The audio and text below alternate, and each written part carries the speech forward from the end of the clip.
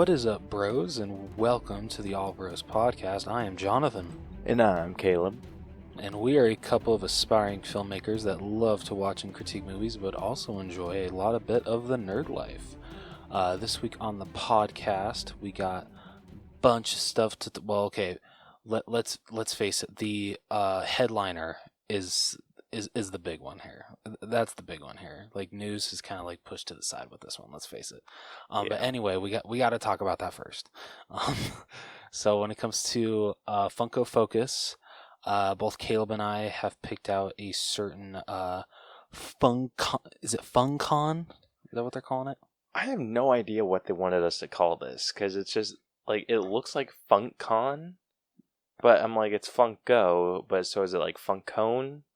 Funkon Summer? Yeah, I think it's just, I don't know. I think they should have just stuck with, like, FunkoCon. They should have. Yeah, they really should have. But anyway, we both have a certain pop to talk about when it comes to that.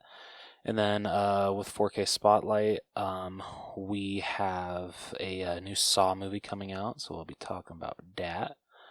And then with Through the Wall, Through the Wall, we're going to be talking about the new Nickelodeon Smash Brothers. I don't want to say ripoff. It is a ripoff. Okay.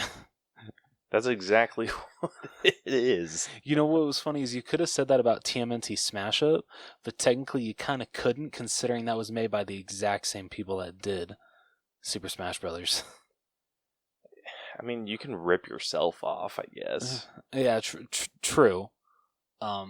But shit, what was it called again? Nickelodeon what? All-Star Brawl. Of course they had to put Brawl in the name, of course. So yeah, we'll be talking about the trailer for Nickelodeon All-Star Brawl. And then we will be jumping into our All Bros headliner of the evening, which will be finally, our breakdown of Black Widow. Hells yes. Dude, it has been so long since we've done a Marvel movie. I know. Dude, you have no idea that... I mean, I'm sure you felt the same way watching it at home, but when that... the classic like Marvel logo just started to flow through. It's been so long since I've had that huge of a smile on my face. It just felt so good to be back. Dude, no joke. So technically the last one we did was New Mutants, but I don't really consider that like Marvel. Yeah. Like if we're talking MCU, wasn't it Spider-Man Far From Home? Honestly, yeah. Yeah, shit. That was hot damn. That was a way long time ago. Yeah. But they're finally back, and we're back to break them down. So, all right, Caleb, what do you say we get started? I said, let's do it. Every day, we're surrounded by media. Books, movies, art, music, games, apps, podcasts, etc., etc. With this constant bombardment, it's easy to miss great media gems in the chaos. But fret not, you've come to the right place, my friend. I'm Jason, and I love media. I invite you to check out the Mixed Media Forest podcast, the podcast where I trudge through the forests of media to find hidden gems for you, the listener. Every episode of Mixed Media Forest is chock full of fun, reviews, nostalgia, positivity, news, rants, stories, and recommendations about all things media. Again, that's the Mixed Media Forest podcast, created on Anchor Podcasting app and available everywhere fine podcasts can be found. Give it a listen. It's what all the cool kids are doing. All right, so first up with 4K Spotlight, Caleb, would you like to talk about your pop first? Yes, I would. So I don't know exactly what this figure is. I've never seen a figure like this. So I'm talking. So this is the Funkon die-cast Captain America, and I have no idea what this what this is. Is that like a see? Wait. It's like a see-through box. But it's also, like, what I'm thinking is it's filled with, like, a resin or something? I mean, the box is cool as hell. I'll give him that. Yeah, so it's clear. And so, like, the Captain America is the basic one from, I want to say Civil War? Right? Yeah. Yeah. Yeah, so it's the basic Civil War Captain America. He's on a stand, it looks like. But it looks like a normal Marvel box. Some people, I'm looking at the comments right now. There's some people that are saying that it's a metal box. That's because, yes, one comment says, the way I see some collectors stack their pops on a shelf, I am picturing shelves falling if diecast becomes huge. Yeah, because diecast would be heavy as shit. Yeah. And that's with, like, any material. Like, if they fill that with resin, which I doubt it would be resin, because it's like I don't know what this is. No, and so that's why I chose it, because it's more intrigued me than anything.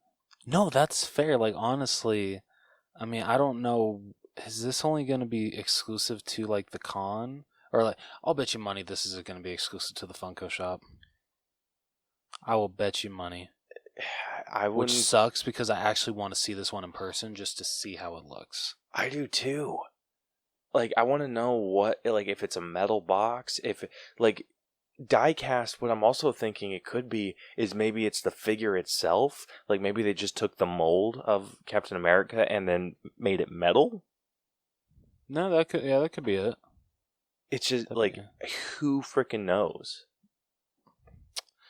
Yeah, you got me. You have got me.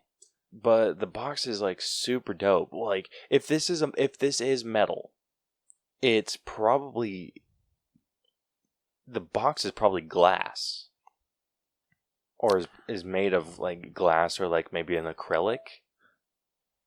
And I'm thinking that maybe, like, the bottom bottom part of the box where it has, like, the name and what the character is, like, is at the bottom it says Captain America diecast collectible and, like, all the other different languages. I'm wondering if that's maybe the metal too.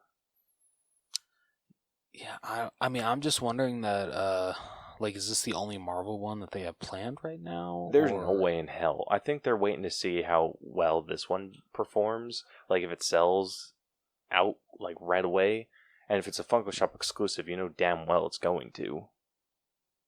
No, that is a very good point. Yeah, so there's no way that this is going to be the only one. Yeah. I want to see this in person. I'm really hoping it's like a Target or Walmart exclusive. Me too, because, like, I'm not going to get it because a box would just kind of throw off my groove with my figures. I just want to see it and, like, hold it and see how heavy it is. Yeah, exactly. So you're the exact same as me. Yeah, but that's why I chose that one. So it's just more of an intrigue than anything. And I mean, I feel yours is a lot cooler than mine. But I mean, I only chose mine just because I really like this character, even though she gets so much hate in the Star Wars universe. But I chose the what is it? They say Star Wars Across the Galaxy Rey. This is based off her Force Awakens outfit, and she's in kind of like not a fighting stance, but like, I guess, like a fighting pose with her staff, with her holding her staff behind her back. Looks super cool. Will I get it? No, because, you know, I don't collect Funko Pops anymore. But it is still very, very cool. It is pretty cool. Like, it very interesting figure. Like, it almost feels like it has some, like, motion to it. Because it's like she's standing in the wind, her hair is blowing off to one side, and it's cool because you can see it, like, her hair really up close against her cheek on one side, and then the other side it's like hanging off of her head. That is very true. And then same with the it's not really a skirt.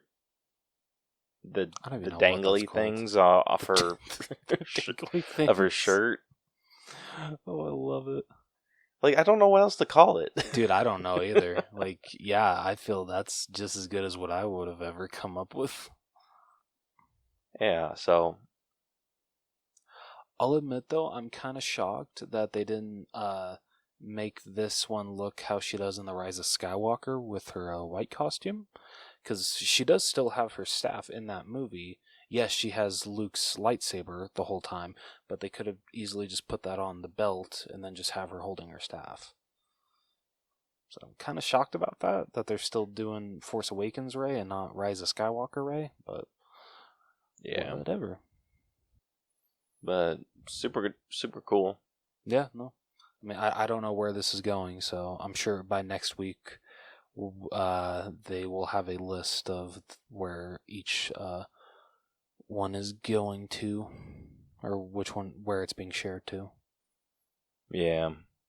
But yeah, we had, like, there was a bunch of other Funkon figures.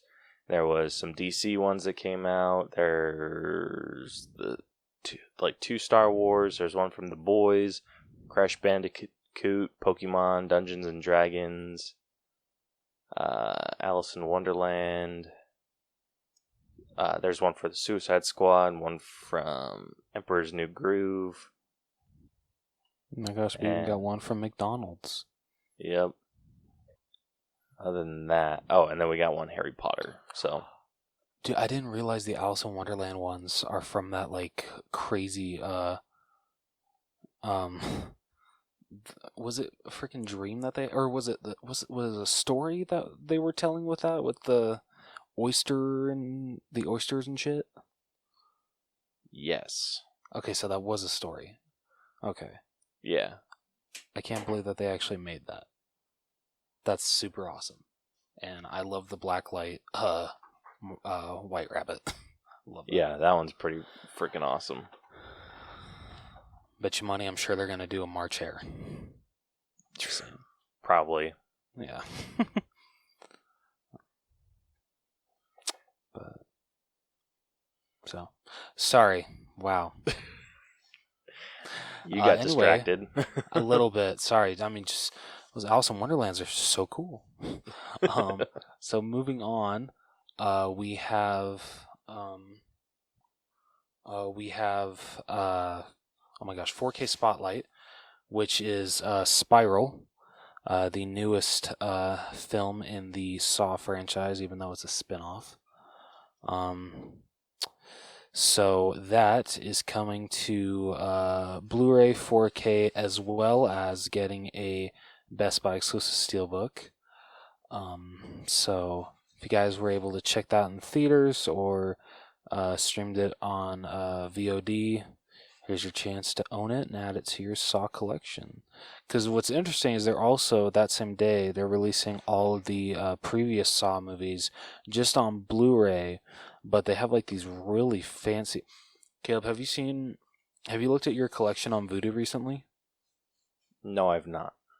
Okay, so the next time you go, like kind of scroll down to the bottom and you'll see, because actually with all the Saw movies that you have on there, it's these brand new covers. Is they it really? changed them up. Mm-hmm. Yeah, they changed it up. So it's not, is it still because the last time I saw them, it was like the white background with like a weird like symbol. Oh yeah, okay, so it's that. Oh, I thought it was okay. like brand new. Okay, so then yeah, you know exactly what I'm talking about. Yeah, they've been on there for maybe about a month.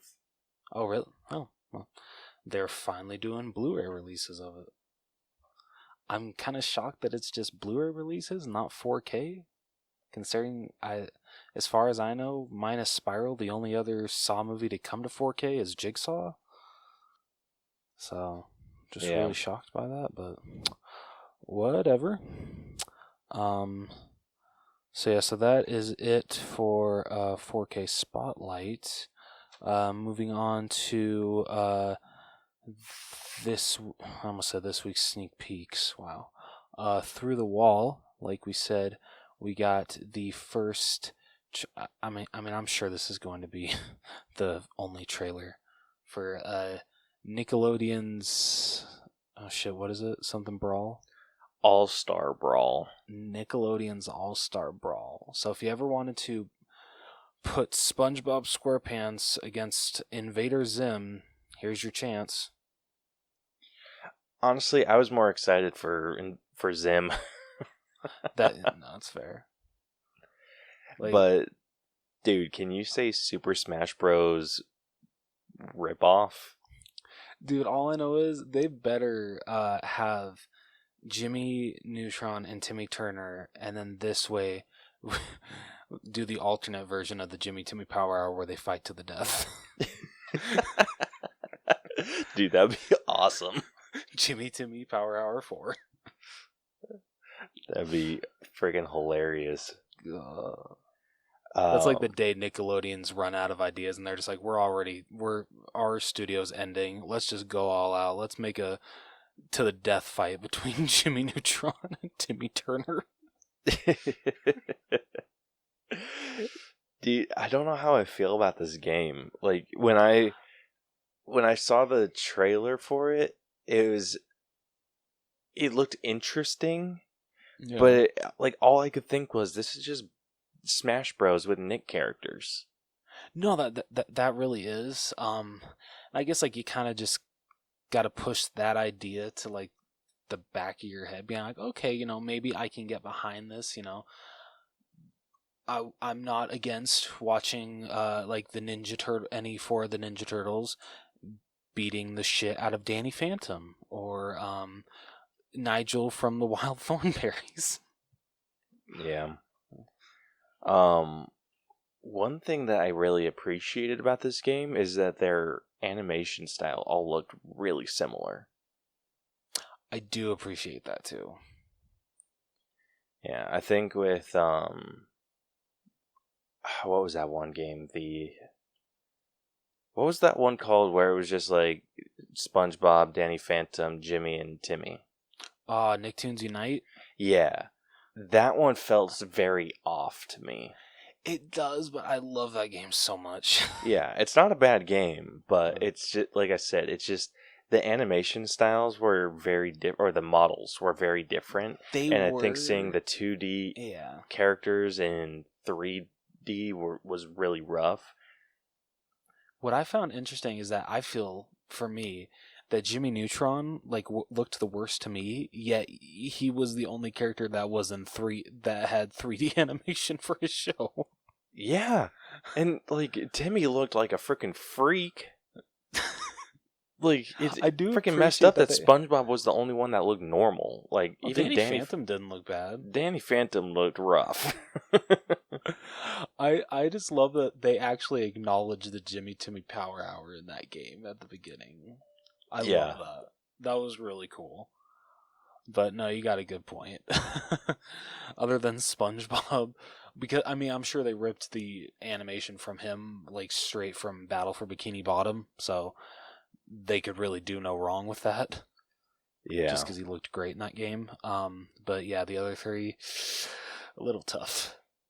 Yeah, so like I liked how it just everyone seemed to translate to 3 dimensions pretty well, even the 2D characters. Yeah, like no kidding. I'm actually like quite amazed of how well the 3D models look in this game.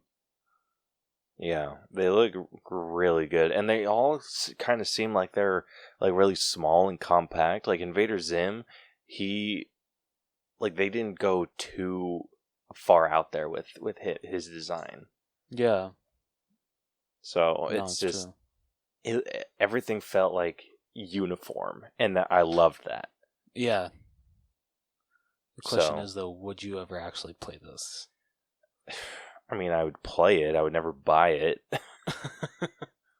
I would probably buy it if it was like in like the $20 bin. Yeah, I would probably buy it if it was like in a $5 bin. Yeah, good luck finding an Xbox One $5 bin. When you find it, please tell me there's a PS4 one next to it. Yeah. Oh, they usually have like I know Target does. They have like a 20 and under. They have and I think they also have like a 10 and under. Oh shit! Oh, I didn't know they had that. Yeah, but those are for games that like nobody wants. the 10 and under. Yeah, like Fair anything enough. 10 and under, you're getting bottom of the barrel. Oh shit! Like honestly, if they still did movie licensed games, that's where all of them would go within a couple months. Unfortunately, but I think those types of games could make a comeback. I would love that, honestly, so much. Yeah, it's just like if you like with let's just say with Marvel, for instance. If you have a Marvel movie coming out, you know, like years in advance. Like, I'm pretty sure Marvel already has planned what they're doing through like 2027. I'd say 2030, man. Come on. Yeah, honestly, I wouldn't put it past them. Yeah, I mean, so if Marvel's that far ahead, they know that there's going to be some games that they could release, and maybe it's like just get those in the running. Yeah, like just get those worked on, like in the background, just like in secret, and then when you release the movie, you release the game. Yeah. Just like boom, like I don't know. I would buy it. No, I mean, I feel most studios, when it comes to that, are like more leaning towards, oh, we're just gonna release it as a digital game, like on the App Store or Microsoft Store. Yeah. I don't know. It's an idea. No, it's dude. Like you said, I would love for that to happen because, damn, those video games from my childhood. Freaking Transformers, Monster House. Ugh, childhood nostalgia. Yeah, I never played Monster House. Was that one any good? It was actually really good. I played the PS2 version was really good. I played the Game Boy Advance one, which was all right. But I don't know. I felt it was hard to do movie games on the Game Boy Advance SP. But the PS2 version was really fun. That's good. Yeah, Game Boy Advance games, like, it was real hit and miss. Yeah.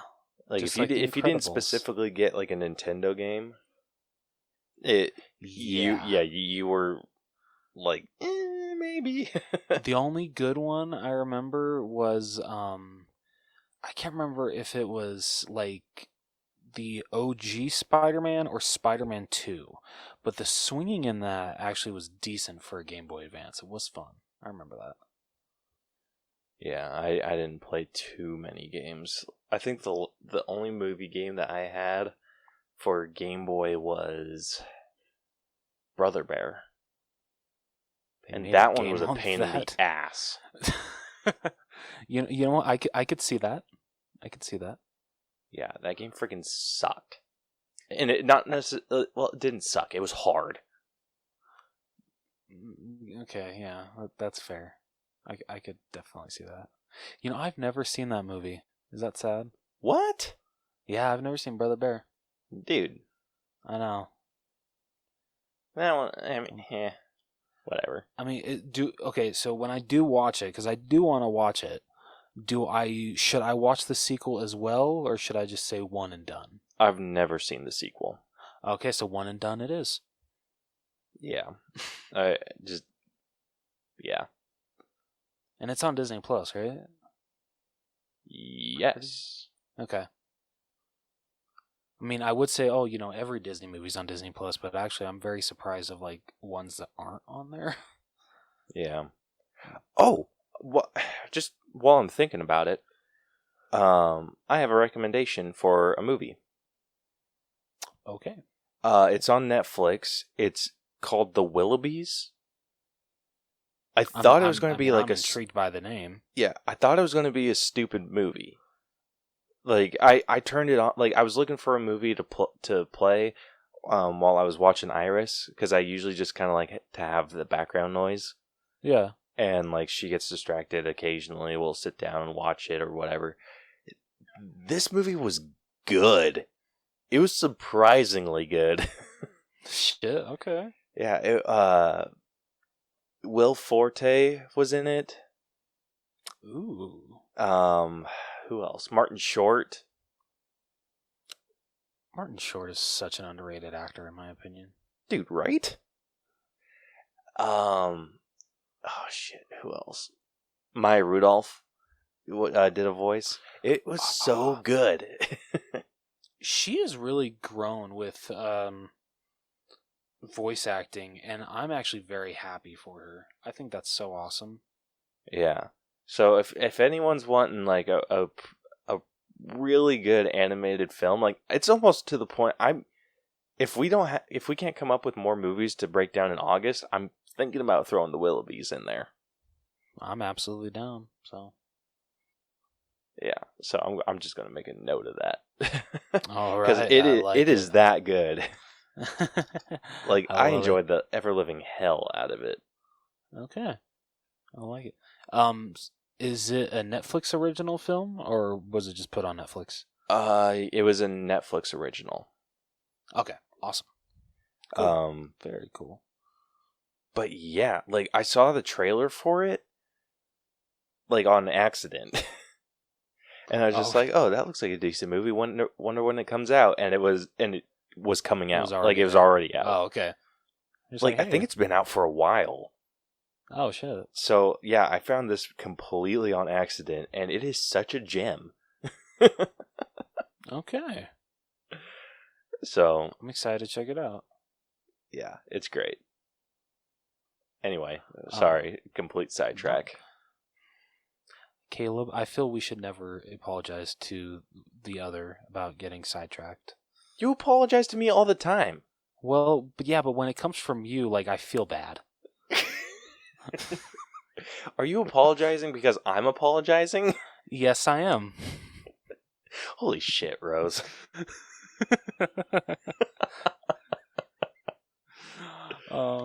Anyway, before the S word slips from my mouth, it's kind of funny that whenever I don't refer to shit as the S word, it's the other word for me. Oh, that's kind of sad. Yeah, just a bit. Anyway, do you have... Okay, well, so Caleb said he would play it, he just wouldn't buy it. I mean, unless it was $5, right? Yeah, it would have to be like an insignificant amount of money.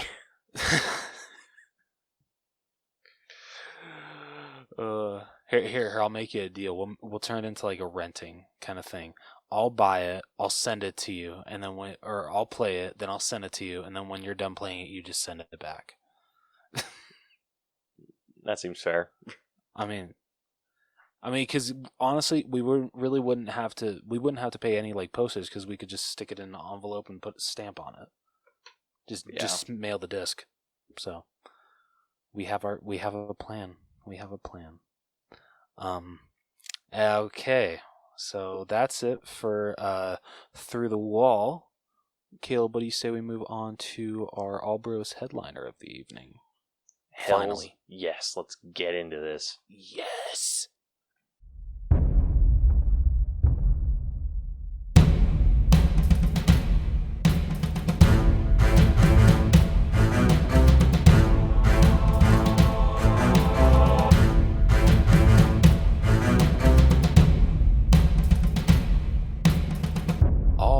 So, for this week's All Bros headliner, we are finally, after over a freaking year, breaking down Marvel Studios' Black Widow.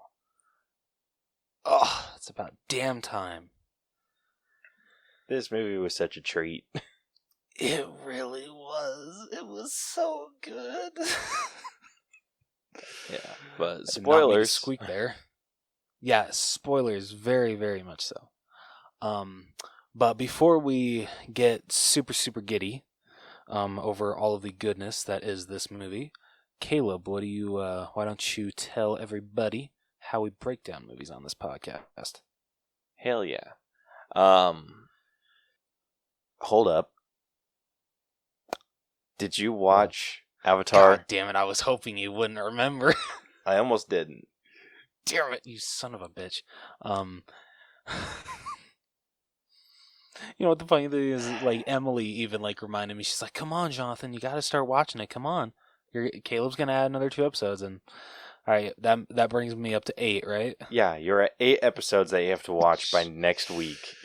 Oh shit! How many episodes is the first season? Like, I'm at this point, I'm gonna have to have the first season done by next week. It's like 20. Oh, okay, never mind. Yeah, there's a decent amount. Okay. Yeah, what the hell? I'm sorry. Dude, and when is Emily going to send me the audio harassing you? Oh, I still got to talk to her about doing that, so I'll send her a text, be like, "Hey, Caleb still wants that audio, so if you want to real talk shit on me on the podcast, here's your chance." Does she listen? Oh, she listens occasionally. Yeah. I mean, I'm sure she would definitely listen to that one. Yeah, she needs to send it in. Okay, I'll text her after we're done recording. See if she still wants to. Yeah, I don't have a new thing to listen to anymore. Oh, thank heavens! I don't think I could take much more abuse. Well, just watch the episodes, and we'll call freaking good. Okay, fair enough. I mean, yeah, that is the way to solve it. But enough hate towards Rose. Yeah, getting back to our breakdown. If you are new to our breakdown system, we have split movies into 8 different categories that we individually score to come to a final All Bros letter grade. The 8 categories that we score are story, writing, acting, character development, effects, music, costumes, and then we give it our own personal grade at the very end. And all of that magic adds up in our little algorithm, gives us a percentage, which gives us a letter grade. Yeah, buddy. Hells yeah. So, without further ado, if you have not seen Black Widow, it is in theaters, or you can rent it on Disney Plus, like I did. Technically, it's not renting, considering you do own it, as long as you have Disney Plus. That is true. Yeah. But no offense to Caleb with the whole premiere access. I'm sorry, you got to experience this movie on the big screen. Go see it on the biggest screen possible. Honestly, that's arguable for me. Bitch, let's fight, because I've seen this movie twice, and I saw it the second time in XD, and it was gorgeous. Damn. Okay. I'm not sure if we talked about it on the show. Did we talk about it on the show? Like the plan? I don't think we did, actually. Yeah. Okay, so anyway, what we were talking about last week is I want to get the movie theater experience, but I don't want to leave my home. Because leaving my home is inconvenient as shit, and I'm lazy. I mean, I'm lazy too, but I'll go out of my way. Yeah, I am. But I mean, you have a lot more on your plate than me. Yeah, I am currently looking into purchasing a VR headset to download a virtual movie theater. And I think I have some headphones that would just be like off the hook for it. When Braille was working at the that rental agency place, they gave her a super nice headset. Oh, hell yeah. Yeah, it just doesn't have like a plug for me to use while we record. Oh, okay. So that's why I'm currently not using it. But Gotcha. Yeah. But I think I could hook it up to the VR headset and have like some crazy surround sound. Like obviously like through my headphones, whatever you want to call that. I wouldn't say it's surround sound, but whatever. I want to try and pull off the movie theater experience at home that I can do in any room in my house. Yeah, that would be super dope. I'm not gonna lie. Not gonna lie. And I would, like, are you kidding me? Like, I wouldn't even have to, like, if I tried doing this in, like what my original plan was, like, setting up a projector, setting up, like, surround sound, like, I would wake up my daughter. Like, this is very true. Yeah, with how loud I would want to watch the movie. And so it's like, oh, I have to like be quiet. I have to turn the volume down. Guess what? I don't have to do. I don't have to turn my headphones down worth of shit. I'm like, and like I could go to Facebook Marketplace, find like a $25 recliner, and just like have like the whole movie theater set up, freaking like have the full movie theater experience, and like not even leave the corner of my of this room, which is dinky. I mean, it's not bad. I mean, when I slept in there, it wasn't that bad. Yeah, right. But like, so I've been looking online, and the VR headset, it's like the Oculus Go or something like that. It's like the portable, cheap version of the Oculus headset. I've found those. Like, some dude was selling one for like $100. Oh, that's not bad at all. Yeah. And the only like difference between that and the Oculus Quest is the Oculus Quest has a camera on it, so it can track your like head movements. So like if you're like moving like side to side or whatever, but I'm still debating on it, because it's just like I do want to like feel like I can move my head and do whatever I want without it getting like weird. But yeah, so I'm like, I'm thinking about it. I'm thinking about it hard. And if I could pull that off, I think that's cheap enough for you to do too. No, that's fair. That is a good point. But yeah, and I think I could pull off the whole thing. Like, I think the movie theater, quote unquote, app is like $30, but you can watch anything online. Okay. And then the headset itself is like $100, so $130. Like, I couldn't even get a projector for that much. Like, not a good one. No. Yeah, no, not even close. So, on like VHS quality when it comes to video quality right there. Yeah, so and honestly, I don't want a game like don't want a VR game. I just want to watch movies with that theatrical experience. So yeah, like that's the only thing I would ever use it for. No, that's fair. Did you sorry, really quickly, did you hear that Netflix is going to try to branch off into video games? What? Yeah.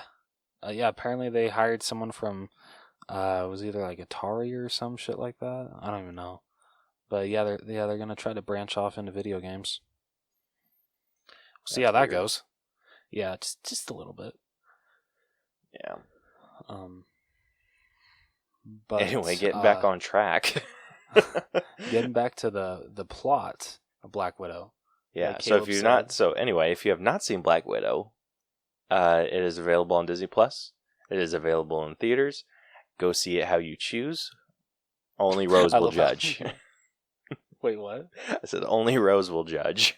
Yes, I will. Yeah, I'm sorry. If you don't go see it in theaters, what the hell?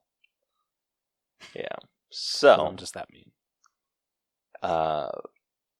So Rose, start us off with the synopsis.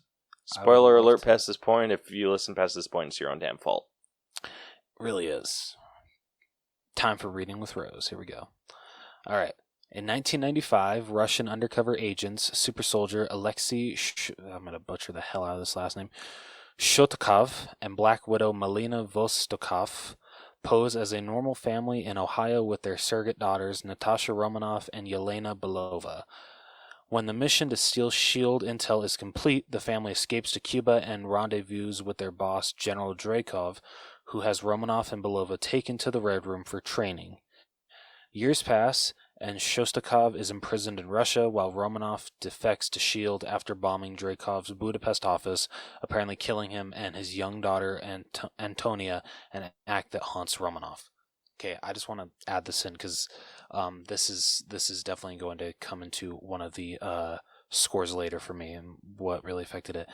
The opening for this movie, the whole title sequence, was at least to me, the darkest and most powerful Marvel opening sequence I have ever seen.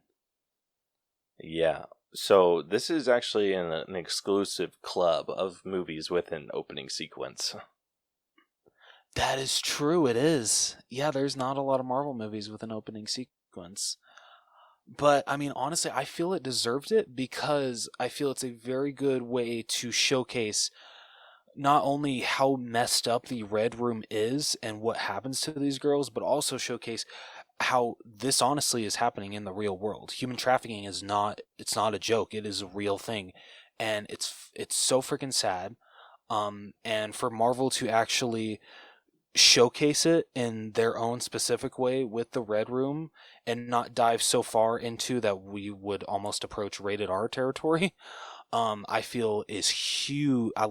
They have some balls for doing that. The director as well as Kevin Feige for signing off on this title sequence. It was incredible. Yeah. Well, I think the fact is she doesn't have balls. Okay, that's true. Okay, let's just pretend that she has balls tied on. There we go. That just Dude, I've never understood that saying. I've said it. Yeah. Oh, you don't got the balls to do this, or you don't got the balls to do this. I've even when I say it, I don't like that saying because balls are not tough. That's true. I mean, would you rather say you don't have the guts or you got guts, kid? Yeah, but then I feel super old when I say that. I'm it's almost to me it's the equivalent of saying you got hot. You got hot, kid. Yeah, exactly. They really are turning into Captain America. Captain America. Yeah, that's the equivalent of being yeah, guts. No, it's just fair. I don't know what else to say, but I feel really old if I say you got. No, that's a very good point. That is a very good point.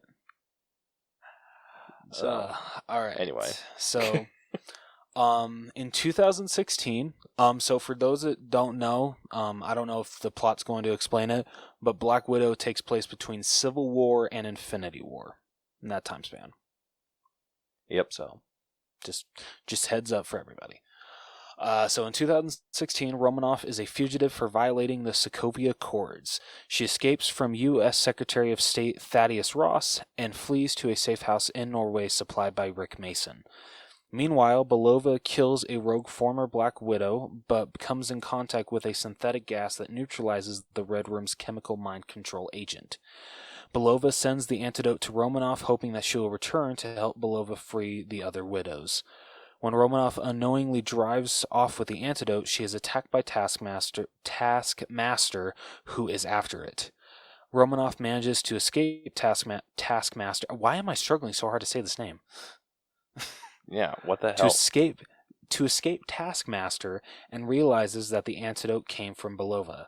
The two reunite in Budapest, where Romanov learns Draco is alive and the Red Room is still active.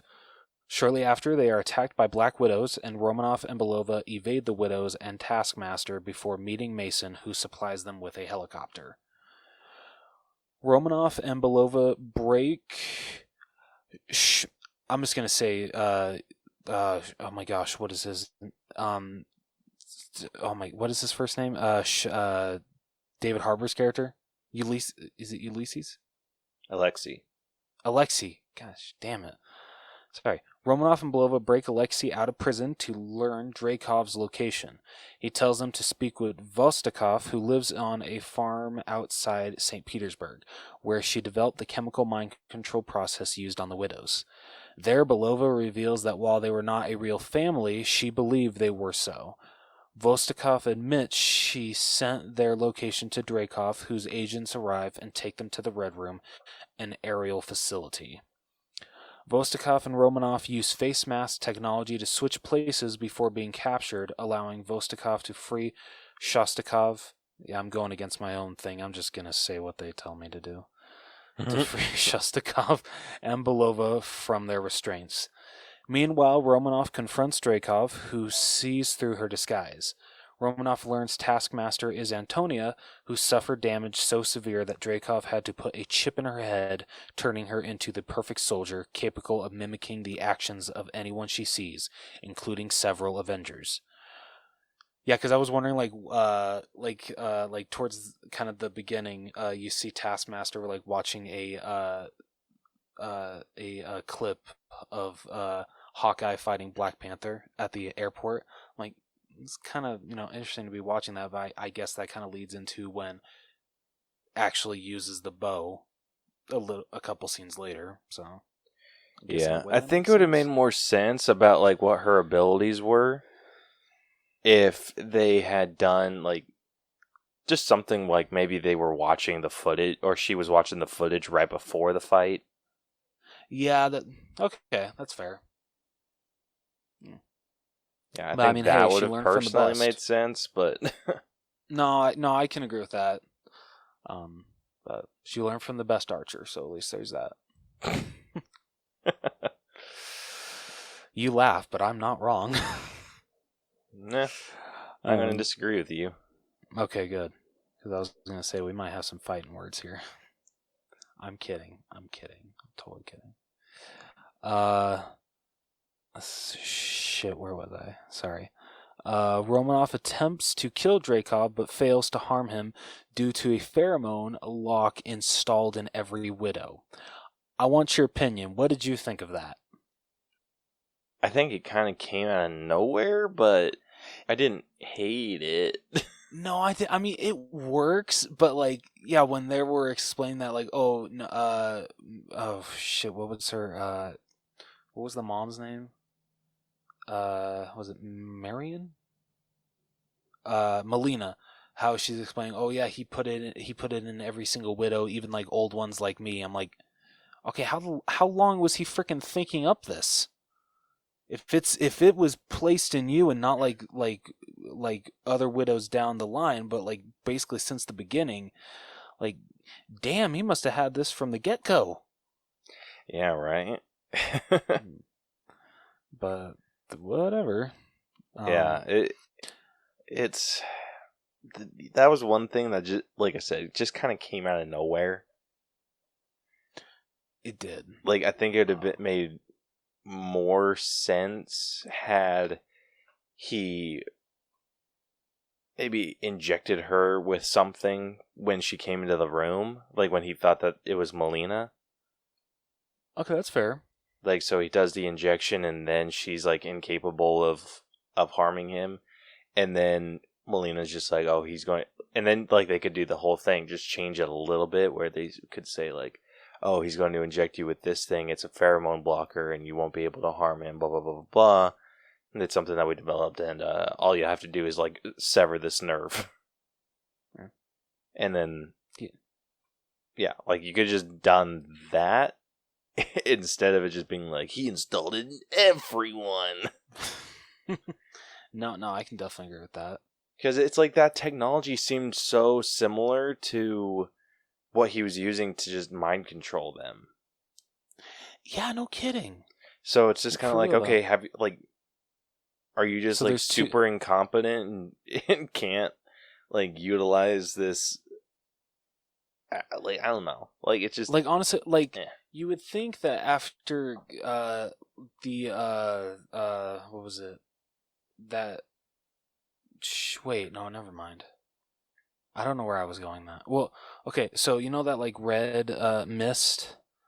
So that would actually take away the pheromone, right? Yes. Okay. All right. I mean, so that actually that artificial mist frees the widows from the mind control. So that's okay. The ones that was so, the. That's it. It doesn't do anything else. Yeah. Okay. So that's all it does. It just still there. It's not. No, it's not necessarily. It's not the pheromone. The pheromone blocker is just something that they put in. Okay. like he was like chemically mind controlling them. Okay. And so the artificial dust was freeing them. Okay. All right. That makes more sense. Yeah, so it was freeing them from that chemical control, but I don't think it was freeing them from the pheromones. Okay. Okay. That makes sense. All right. So Draco reveals that he controls widows worldwide via his desk console. Romanov like a dumbass. intentionally. Yeah, for real. Oh, for real though. Yeah, seriously though, he deserves that. Romanov intentionally breaks her nose, severing a nerve in her nasal passage to negate the pheromone, and then attacks Drakov. Shotakov battles Taskmaster while Vostokov attempts to take out one of the facility's engines, and Belova searches for the other widows who are sent to protect Drakov. Together, Shostakov and Belova lock Antonia in a cell. Drakov escapes as the widows attack Romanov, but Belova creates an antidote bomb that releases the widows from the mind control. Romanov gets into the control desk and copies the locations of the other widows worldwide as the facility begins to explode and fall. Romanov retrieves the 2 surviving vials of the antidote and frees Taskmaster from the locked cell. Vostokov and Shostakov escape via a plane just as Belova takes out Drakov's helicopter, killing him. Romanov gives Belova a parachute before battling Taskmaster in freefall. After landing, Romanov uses the antidote on Taskmaster, freeing her from servitude. The freed widows arrive as Belova, Vostokov, and Shostakov say goodbye to Romanov. She gives Belova the last antidote vial and the portable drive, telling her to find and free the other, still mind-controlled widows. As they leave with Antonia, Romanov awaits Ross and his men, who have arrived to apprehend her. 2 weeks later, Romanov reunites with Mason, who supplies her with a Quinjet. She leaves, intending to free the detained Avengers on the raft. In a post-credit scene... Apparently. That did not look like a Quinjet. It didn't, and also, I love this part, but like, doesn't it also like take away the ending of Civil War when it's Captain America that shows up, or it's Steve that shows up at the raft, or did they just meet up and she was just behind him? That's a good question, because she wasn't in the cells. Yeah. Or at least they didn't show that she was in the cells. Yeah, no, because... But it would make sense. Yeah, because the only ones that were locked up were Barton, Wilson, Lang, and Wanda, right? Yeah. Isn't it just those 4? Okay. So... I don't know. Like, Marvel, you made a little bit of a boo-boo, but we'll forgive you for it. Not too much of one. Nah, true. It's... Like I said, I didn't so the honestly think about it. the only thing there is you don't see Widow with him. So it's like you don't know if she is or if she isn't with him. So it's kind of up in the air. So it makes sense, I guess. Okay. I mean, you could always just say, yeah, she's just behind him, hiding in the shadows. It could work. Yeah. Like, you kind of have to use some some justification for it, but yeah, I think it works. Whatever. All right, and then last but not least, in a post-credit scene set after Romanov's death, Belova encounters Contessa Valentina Allegra de Fontaine at Romanov's grave. De Fontaine assigns Clint Barton, the man whom she claims is responsible for Romanov's death, as Belova's next target. And what a prelude into Hawkeye that is. Hell yeah. Brah. That was freaking bitchin'. That was so freaking cool. But on to the movie at hand. Let's not talk about the future. Let's talk about the present. Oh, this movie was so freaking good. Oh my gosh, it was so good. So we ended up giving the story a 90.5. Hell yes. Rightfully deserved. Like I feel many would say, the Black Widow movie is long overdue, and it definitely delivered. I feel it was hard to decide where to fit this into the MCU timeline before the events of Avengers Endgame. So I feel fitting it in between Civil War and Infinity War was a perfect insert. Because I love that you get to see Natasha go back to her roots. We finally get to see what happened in Budapest. That made me so happy. Finally get to know what Clint and Nat had to go through just to get her out of Budapest. It was insane but amazing. Why do you keep saying Budapest? Because that's how Nat says it. Because remember the one guy kept saying Budapest, and she's like, it's Budapest. I'm trying to say it right. Oh, yeah. Wasn't there like this whole thing about how she said it weird in the Avengers movie? I don't know, because honestly, from what I'm remembering, she says it Budapest. I don't think she said Budapest. I'm pretty sure she said Budapest, and then she did. I think she said Budapest. I think it was just like very subtle, but it sounded like she said Budapest, and then Jeremy Renner's just like, you and I remember Budapest very differently. Yeah. Like almost putting an emphasis on the I love. I think it was kind of funny that literally, I mean, which understandable. They said, they didn't want to bring in any of like the other Avengers and try to take away from Black Widow's movie, which is understandable. But I just find it funny that like with the whole Budapest thing, Jeremy Renner like literally only came back just to do a voiceover for that one scene when he's just like, okay, are we good to go? Can I press the button to blow up the building? Honestly, I wouldn't complain. No, I mean, hey, it's a paycheck. So yeah, paycheck's a paycheck.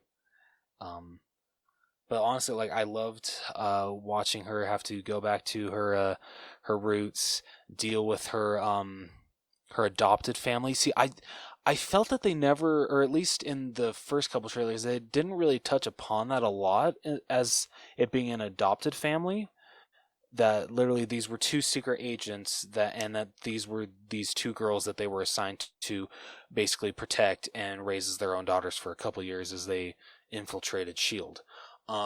The way the trailers played it out for me is that they actually were like blood related family, which like kind of like took me by surprise. I was like, okay, that's kind of interesting for Nat to actually have like her family actual family still being alive for what I know about the Black Widow program and all that stuff. But the fact that it was like literally an adopted family, just like technically it wasn't even an adopted family. It was. That's true. So this is shit that like Russia used to do a lot. Like this exact scenario, they would take. So like they would have like their muscle. They would have their like the brains of the operation, and then they would have like a couple kids as like to kind of sell their story a little bit. And so they would go and like live these lives, go get jobs at these facilities, and then take information from them to use against America. So it's shit. Yeah. So like this whole situation. So Melina and Alexei were not an item. They were just put on this undercover mission together and given two daughters that were also unrelated. I mean, after the whole thing, I mean, did you feel some like sexual tension between those two? Oh yeah, there definitely was. Okay, all right. Just making sure I wasn't the only one. Yeah. But that whole scene, like that went on a lot longer than I thought it was going to. Yeah, no kidding. But I mean, I enjoyed it. I mean, watching David Harbour basically shooting at shield cars was kind of entertaining. while on the wing of a plane, mind you. Yeah, no joke. Dude, that was insane. That was so cool. Like, they did so much good things with this story, and our score, the 90.5, definitely reflects that. I think there's I think there was maybe like one area where I'm just like, okay, this is going on a bit long, and I think it might have been the prison scene. I can definitely agree with that. Yeah, I think that's what ended up going just a tad too long. It's just like, it felt like it was like 20 minutes of the prison. I'm just like, okay, let's move on. That begs the question, though. I mean, I don't know. Like, maybe just Yelena was like really in her head. Would you have thought that if someone's firing at you and you take a rocket launcher to blow them up, would you have thought that you were going to cause an avalanche? I honestly wouldn't have even thought about that. Fair enough. I wouldn't have either. I would just felt like a complete badass and just been like, finally. It's like, eat shit. Yeah. I think, that would have been something I'd been like, oh shit. Like, after I'd done it. Yeah. But yeah, like after that, the breakout scene got really, really good. It also kind of slowed down once they got to Melina's. Can we talk about, and Doug Walker of the Nostalgia Critic pointed this out. This is probably one of the darkest jokes in a Marvel movie because he laughed at it and he's just like, was it the pig? Damn, people. Yeah, he was laughing his ass off, and like the whole theater's like dead silent. He's just like, "Damn, people, it's supposed to be a joke. Calm down." I mean, it is sad because like for those that haven't seen it, which come on, go see it. But there is a part where Melina showcasing to the other three what she's been doing with these pigs, and she showcases that she can actually. So she developed the mind control. Chemicals. Yeah, that's what it is. So she was basically showing off that no matter what she commands them to do, they have no free will of their own. And so she tells this one pig to freaking stop breathing. Like, hell, the next thing doesn't like play out for like 30 seconds, and then Nat is like finally like, "Kate, like, can you like give him his breathing back?" Yeah, and I freaking love that she's just like, he could have survived like another 8 seconds. Like, what the did you say? I felt so bad. Like, I felt bad for like giggling a little bit at that part when she said that. Oh, he could have lasted a couple more seconds. Because I felt I was the only one that laughed. I was like the only one that laughed. I felt so bad. It's like, people, take a joke. It's supposed to be funny. Yeah. Oh my gosh. Like, dude, and what threw me was how long she kept talking for. Like, she turned it off, and then, like, the pig was just choking. And I'm like, it was like, it felt like 45 seconds, or like, it felt longer than that, honestly. It felt like a good, like, minute. Yeah, it felt like a really long time. And I'm like, dude, like, did they just completely forget about that pig? Oh, shit. Imagine and Marvel then the pig freaking passes the hell out.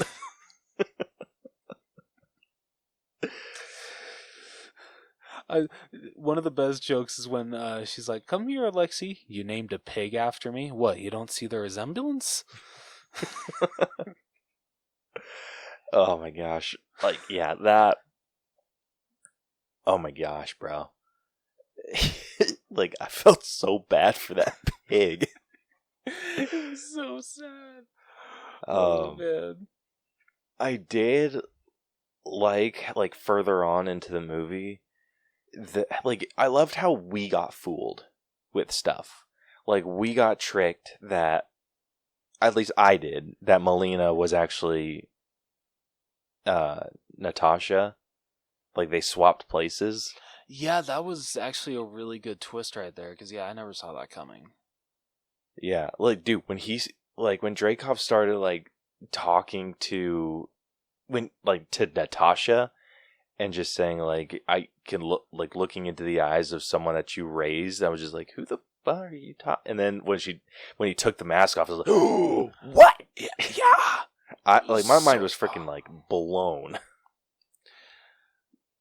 Really quickly, I want to talk about, because I feel bad for this actor, and I really hope that, I mean, he was good in the movie, but I'm really hoping he has a better part in a new Marvel movie.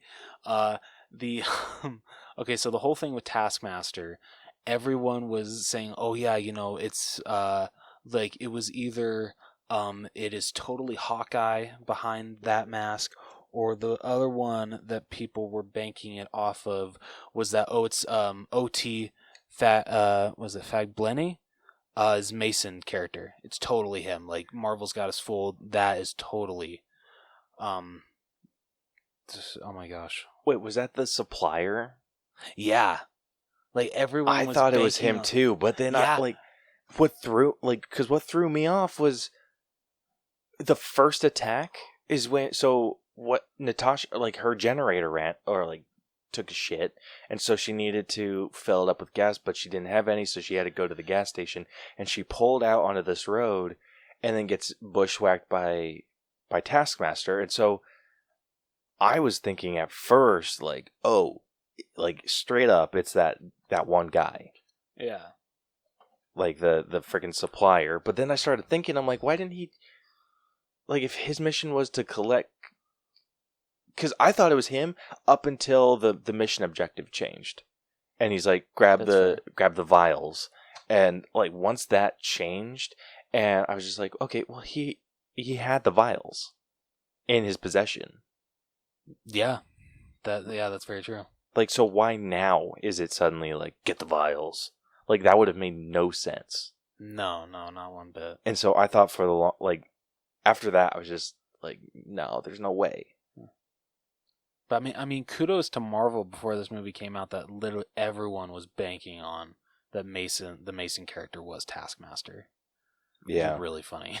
Dude, supposedly I had two things spoiled for me with Black Widow when it was initially supposed to come out. I thought, or I read that Taskmaster was the love interest of, or was it like a past love interest of Natasha's. And so I'm like, oh. Yeah, and then the end credit scene was supposed to be Hawkeye and his kids visiting Natasha's grave. And so that's what I thought the end credit scene was going to be. And I'm so happy that none of that was true. Yeah, so kind of going off of the whole Clint going with his kids to see Nat's grave, I think what you could have done, I don't know if it would have worked just because it would have been back-to-back cemetery scenes, is that that could have been the post-credit scene. Like, the post-credit scene is him and his kids going to see Nat at her gravestone, and then the end credit scene is when her sister goes to see her, and that's when she gets the assignment to kill Clint Barton. Yeah, I think the back-to-back would have thrown him off. That's true. I mean, you could have just said like Clint's. You could have said I don't know, 2 months after Endgame, and then her Yelena's was 3 months after Endgame or something like that. I don't know. I would have loved to see that kind of scene, because I know Clint got his I mean, yeah, he got his goodbye, but I would have really liked to see footage of him actually going to see her grave. I would have really liked that. But, I mean, maybe we'll get that in the show. You never know. Yeah, I think that'd be really nice to see that in the show. Trying to think of any other story. This is something if I'm not mistaken, I don't know how Black Widow in the MCU became Black Widow, but I'm pretty sure with her comic origins, she takes out all of the other widows. Oh shit. Yeah. Like, I think that was, like, one of the things that, like, you have to, like, defeat all the other widows, and then you become, like, the Black Widow. The Like, Black Widow? Okay. Yeah. Like, I know that, like, with the Red Room, they have a bunch of widows, but they don't have, like, they only have one Black Widow. Interesting. So I think, like, that was something I feel like they pulled straight out of the comic there, where she was in a fight with all those other widows. That was super cool. Yeah. Don't quote me on that origin. I heard it somewhere. I don't recall where. But I mean, I would love that if that was the case, because honestly, I thought Nat was going to be able to take them all, but hot damn, they had some moves on them. yeah. So really quickly, circling back to Taskmaster, did you like that twist? Because I know a lot of people did not. The what twist? That it turns that Taskmaster turns out to be Dracov's daughter. Honestly, with the reveal that he was alive, I assumed his daughter was alive. That's fair. I mean, I really liked it because it made a full circle back to the first Avengers when Loki brings up Dracov's daughter. Yeah. Honestly, okay, I thought that he was talking or saying that she was Dracov's daughter. I thought that too. Like, so like I heard someone play back that scene and be like, "Oh, just in reference to this." I'm like, "Oh." Like, because when she was saying that she didn't know her parents' names. Yeah, because like I'm like, wait, but they call like, and so I thought that was just something like, oh, Loki knows because he's like the god of mischief and just happens to know this shit. Yeah. So when he's like Dracov's daughter, I didn't think anything of that until like someone pointed it out, and now that whole line has like a completely different meaning. It does, because honestly, I think it's the way that it was said in the Avengers, because he says, "Can you really wipe out that much Ledger?" And then he like pauses and he's like, Dracov's daughter. And so you think that he's referring to her as Dracov's daughter, but no, apparently it was just, no, you were responsible for her death. Like, honestly, yeah, I'm the same way as you. I didn't know if that was how I was supposed to take the line until someone pointed it out to me. Yeah. I just started doing the MCU watch through again in chronological order.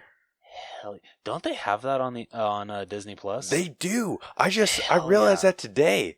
I was just like, yes. I love that. I think that's so cool. Like, kudos to Disney for doing that. I feel that is awesome. Yeah. The only complaint I have about it, could you please just give us like a little tab saying, "Hey, watch Spider-Man"? I do, for real though. Watch Spider-Man Homecoming here. Watch Spider-Man Far From Home here. Yeah. But I think, yeah, this story was so well done. So few issues, and even the scenes I did have issues with made up for it in other areas. Yeah, no, I absolutely agree. I think the gender bent Taskmaster was epic. It what like honestly, like I can understand, I guess, why people don't like it, but I feel it works in this story. I wasn't mad at all. I mean, I will admit that I hardly know anything about Taskmaster, so I'm not a huge fan of the character. So this like gender swap did not affect me at all. Like, if anything, this was actually a great introduction to the character, because the only other appearance I've seen of Taskmaster was in the Avengers video game, and I feel that was like barely anything. So yeah. I loved this adaptation a lot more than that. Yeah, for sure. So in the comics, his name is actually Anthony Masters. Okay. Or Antonio Masters. Let me see. Okay, Anthony Masters. Gotcha. Okay. Yeah, and so they changed it to Antonia Antonia. Yeah, it's Antonia. Yeah, so they changed it to that, and I appreciated it. And honestly, I did not like the suit, but it grew on me. That's fair. I mean, if I had one gripe with the suit, it was the helmet. I didn't really like the way that the teeth were placed. Yeah, the teeth were weird. And I don't know, the whole like part where the one girl like does like the smiling animation, she's just like smile. It's kind of weird. That kind of like came out of nowhere, but whatever. A little bit, right? I was like, are you trying to be Joker here? That's what I thought too. Like, dude, no, I shit you not. When that scene came up, I'm just like I whispered to Brielle, I'm like, let's put a smile on that face. Oh, good God. I love it.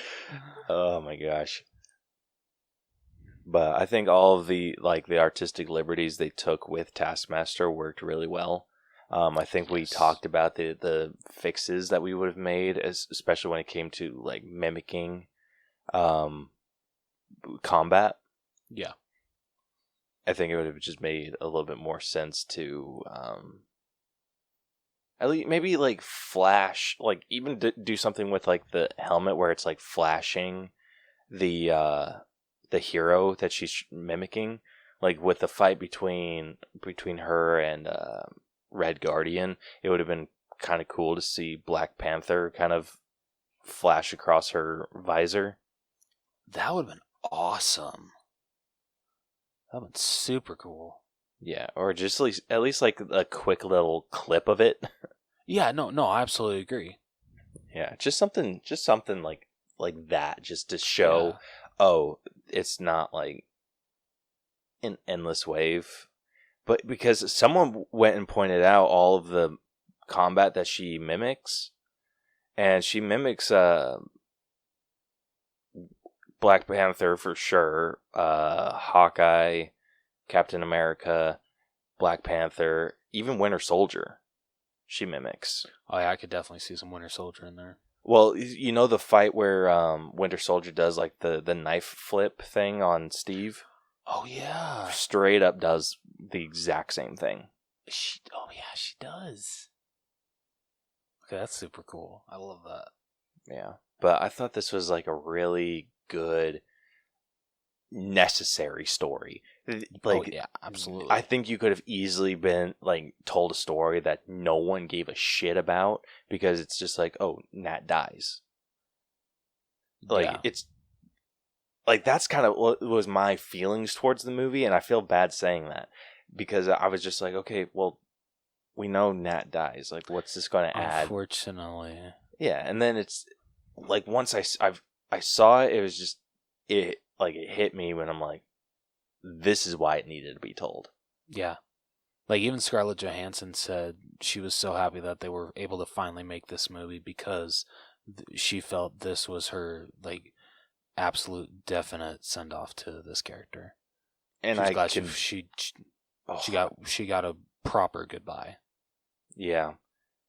Honestly, I cannot wait to watch this movie with the playthrough, or with my next, like, my chronological playthrough, because I feel like that's just going to make the end game scene with her hurt even more.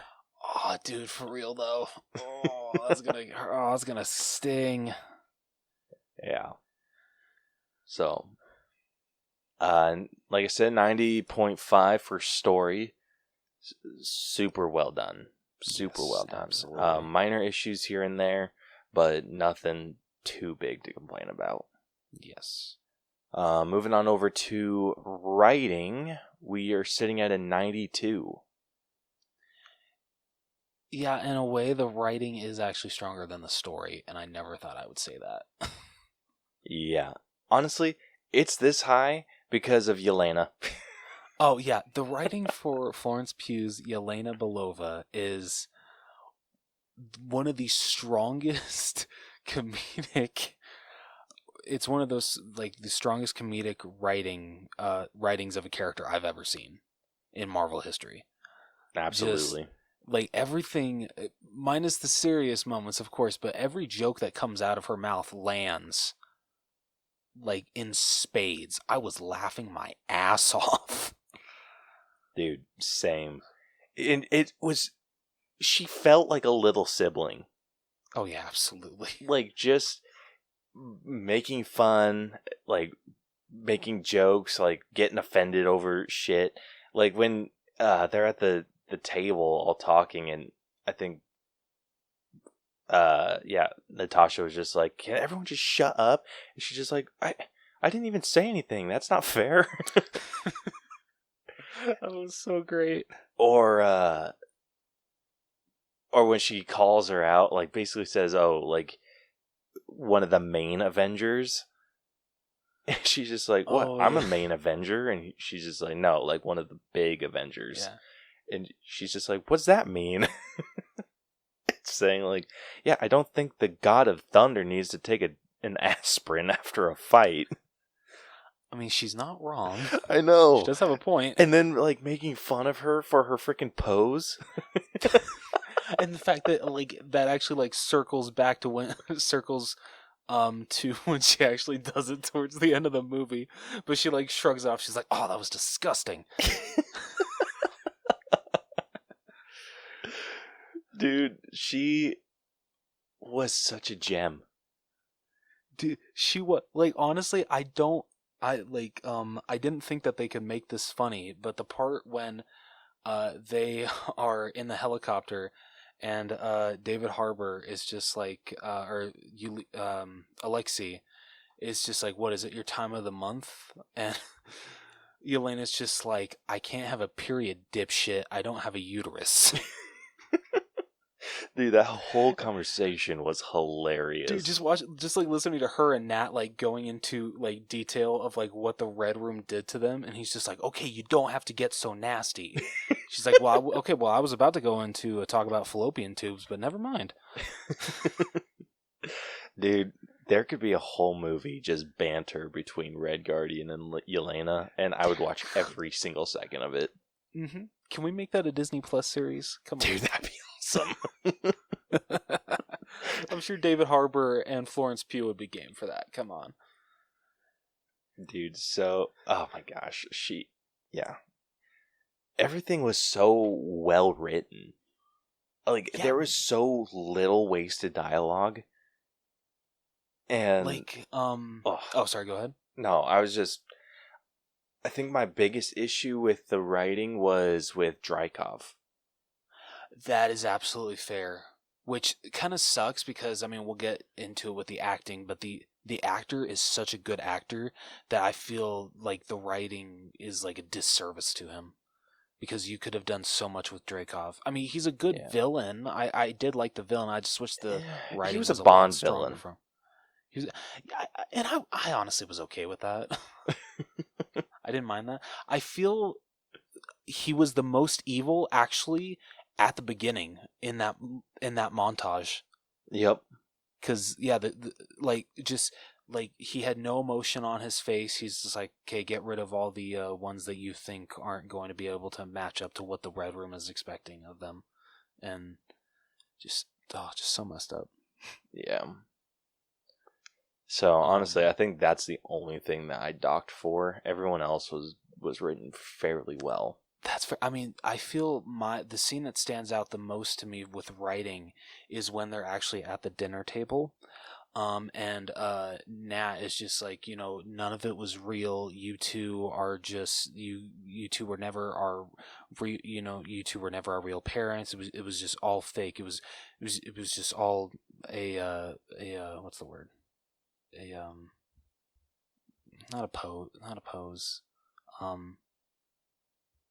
Anyway, whatever. It was all fake. But then Yelena chimes in and she's just like, yeah, but it was real to me. You were actually my mother, you were actually my father, and you were actually my sister. You were the only family and I love that she chimes in, the only thing that actually I thought was real throughout my whole life wasn't actually real. Yeah. And, oh my gosh, that breaks your freaking heart. Yeah, it does. It's so sad. Oh. So yeah, writing is sitting at a 92. moving on over to acting. Oh. So I did the top 4. I did Natasha, Yelena, Alexei, and Melina.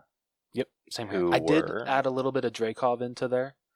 I threw him into extra, but I just gave him a little bit more. Like, I think I put him in his score in twice. Okay, fair enough. Just to make up for the average, because I also thought he was really, really good. Yeah.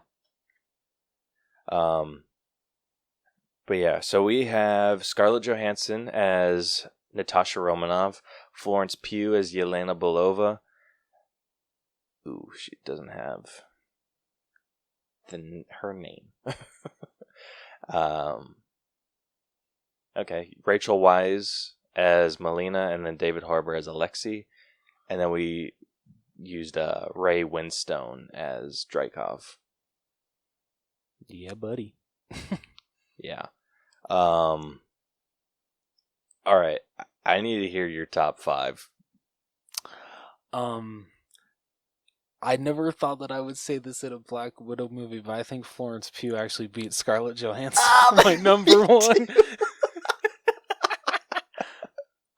I never thought I'd say that. But she was a freaking scene stealer. I did not want to be the one that said that, but I absolutely agree.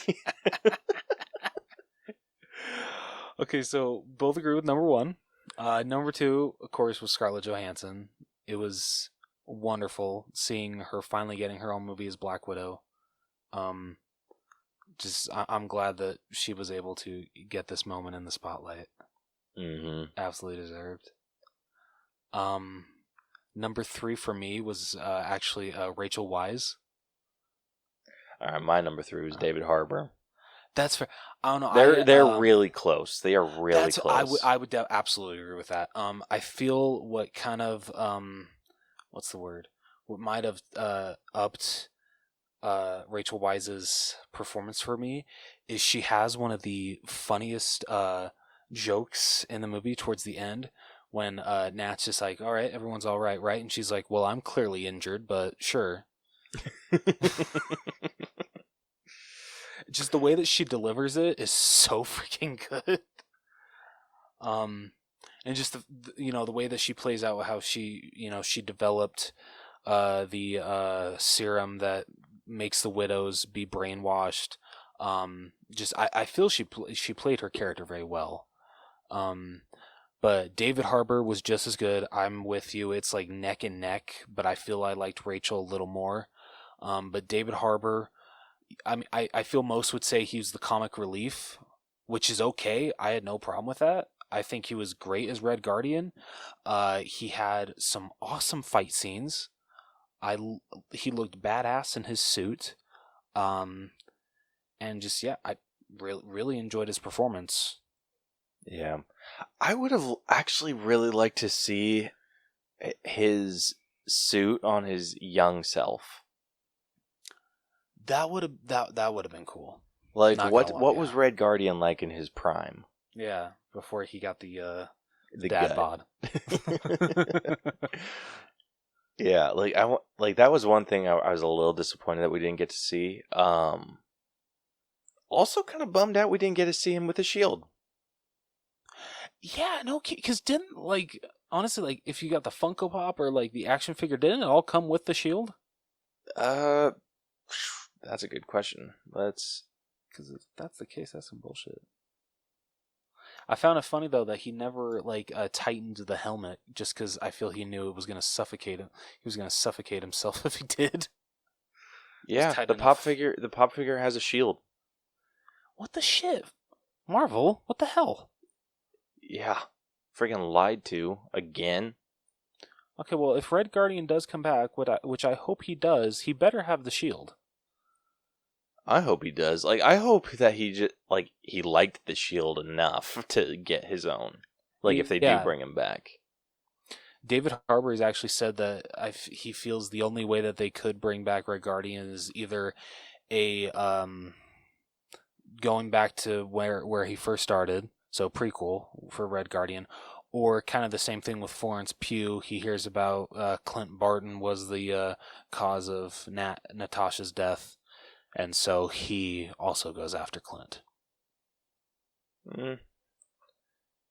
I feel it's more personal if it's just Yelena, because, I don't know, Yelena makes a lot more sense for how much of a bond they formed throughout the whole movie, especially at the end when Nat does finally say, "It was real to me too." Yeah. Like, they share such a great sister moment. Yeah. All of that stuff was really well done. But yeah, Florence Pugh knocked it out of the park. I actually ended up giving her a perfect score. I think I gave her like a 98, and I don't even know why I only gave her that. I should have given her 100. Oops. Yeah. And then Scarlett Johansson was incredible, but just not as good as Florence Pugh, unfortunately. I feel so bad. She got one-upped in her own movie. I know. Dude, what sucked is she almost got one up by David Harbour. See, it never got to me with that. Like, it was always going to be Florence Pugh and then Scarlett Johansson. Nothing against David Harbour, but like, I loved his performance, but just you could tell Scarlett Johansson put her all into this one, like she always does. So she was always going to be number second for me. Yeah. Did you say number second? Sorry, number 2. Shut up. It's been a long day, okay? I feel you. Yeah, everyone did such a good job. And that's why acting is sitting at a 91.5. It is just slightly below writing. Just slightly. Yeah. Question, how did you feel they did on the accents this time around? Florence Pugh's was incredible. Yes. Obviously, that's why I gave her a perfect score. David Harbour's, that's actually kind of the reason he dropped below Natasha for me. His accent was off at times. Like, when he would switch back and forth, it just felt very odd. Like, at the beginning, he was switching, like he was using an American accent, and then suddenly said a word with like a Russian accent, and I'm like, wait, what the hell? Yeah. No, it was weird because, yeah, I absolutely agree. Because, like, in Cuba, once they arrive, he starts speaking in Russian again. But then when he goes to talk to Natasha and Yelena, he goes back to an English accent. I'm like, the hell? Yeah. So yeah, his accent was off at times. I think once he got full Russian, it was all right. Melina's I had issues with. Yeah, I can definitely agree with that. Rachel Wise definitely needed to work a little bit on hers. Yeah, it sounded Russian, but it had like a hint of something else in it. Is Rachel Wise English? I think she is. Okay, if that's the case, then that's what I think I was getting. I was getting hints of English accent in the Russian. Have you seen any of the Mummy movies with Brendan Fraser?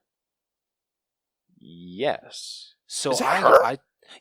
I totally forgot that she plays Evelyn. Oh shit. Okay. Yeah. So is Rachel Wise British? Let's see. I'm pretty sure that's an absolute yes.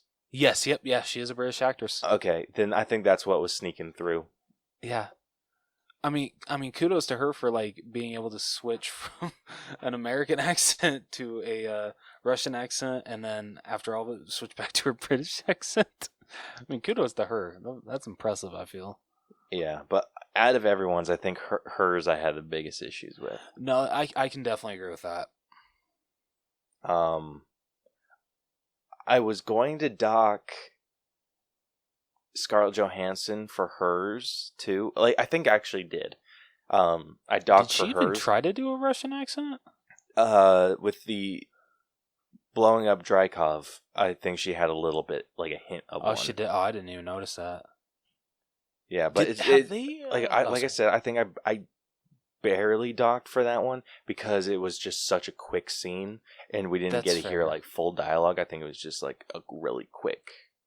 Have they ever dialogue. touched upon in the MCU why Natasha doesn't talk with a Russian accent.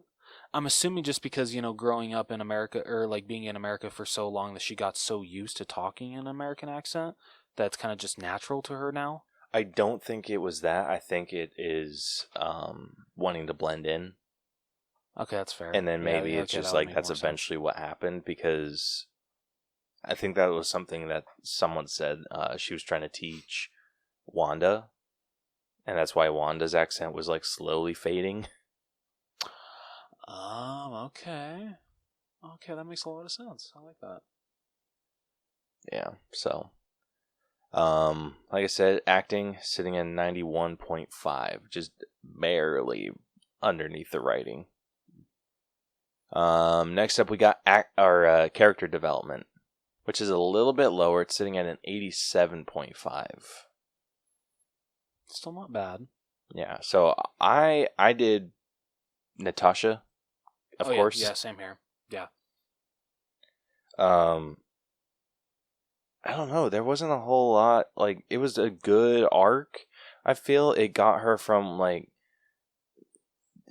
all the progression that she had through Civil War, and then I think we could see how she got to the point in Infinity War. But in Infinity War, she was just very stoic. This is true. And I think in this movie, she had a little bit of, it was emotion. And so, Yes. like, her going, like, I'm not, like, judging that at all. But I'm just saying, like, pointing out that that's something that's a little bit weird to see, like, oh, we expect this, like, highly emotional character, or just this character that's learned something from her experience from this movie, but we didn't quite get that. So it's just like, well, okay. Yeah. Someone actually pointed out a very good point with this movie when it comes to Nat's character development. In it, they have a lot of where they what's the word? They tell, don't show. And especially is very clear with Nat defecting to S.H.I.E.L.D. with the whole Budapest thing. Because we're literally just told, me and Clint Barton set up these bombs to destroy Draco and his daughter. We had to hide up here. Well, she was just trying. Okay, hold up. That sounded awful. No, she was trying to kill Draco, and his daughter was collateral. That's what it was. Thank you. Sorry. Just made Black Widow sound like a straight up murderer. I'm sorry. My bad. Yes, what Caleb said. Don't listen to me. Don't listen to Rose that is trying to make Natasha be a murderer, which she is not. But, she points out when they're up in the air ducts, this, me and Clint stayed up here, for 2 days. I've heard that, like, a lot of people are just like, for these moments, it would have added a lot more emotion to the character and showed us more of her arc defecting to S.H.I.E.L.D.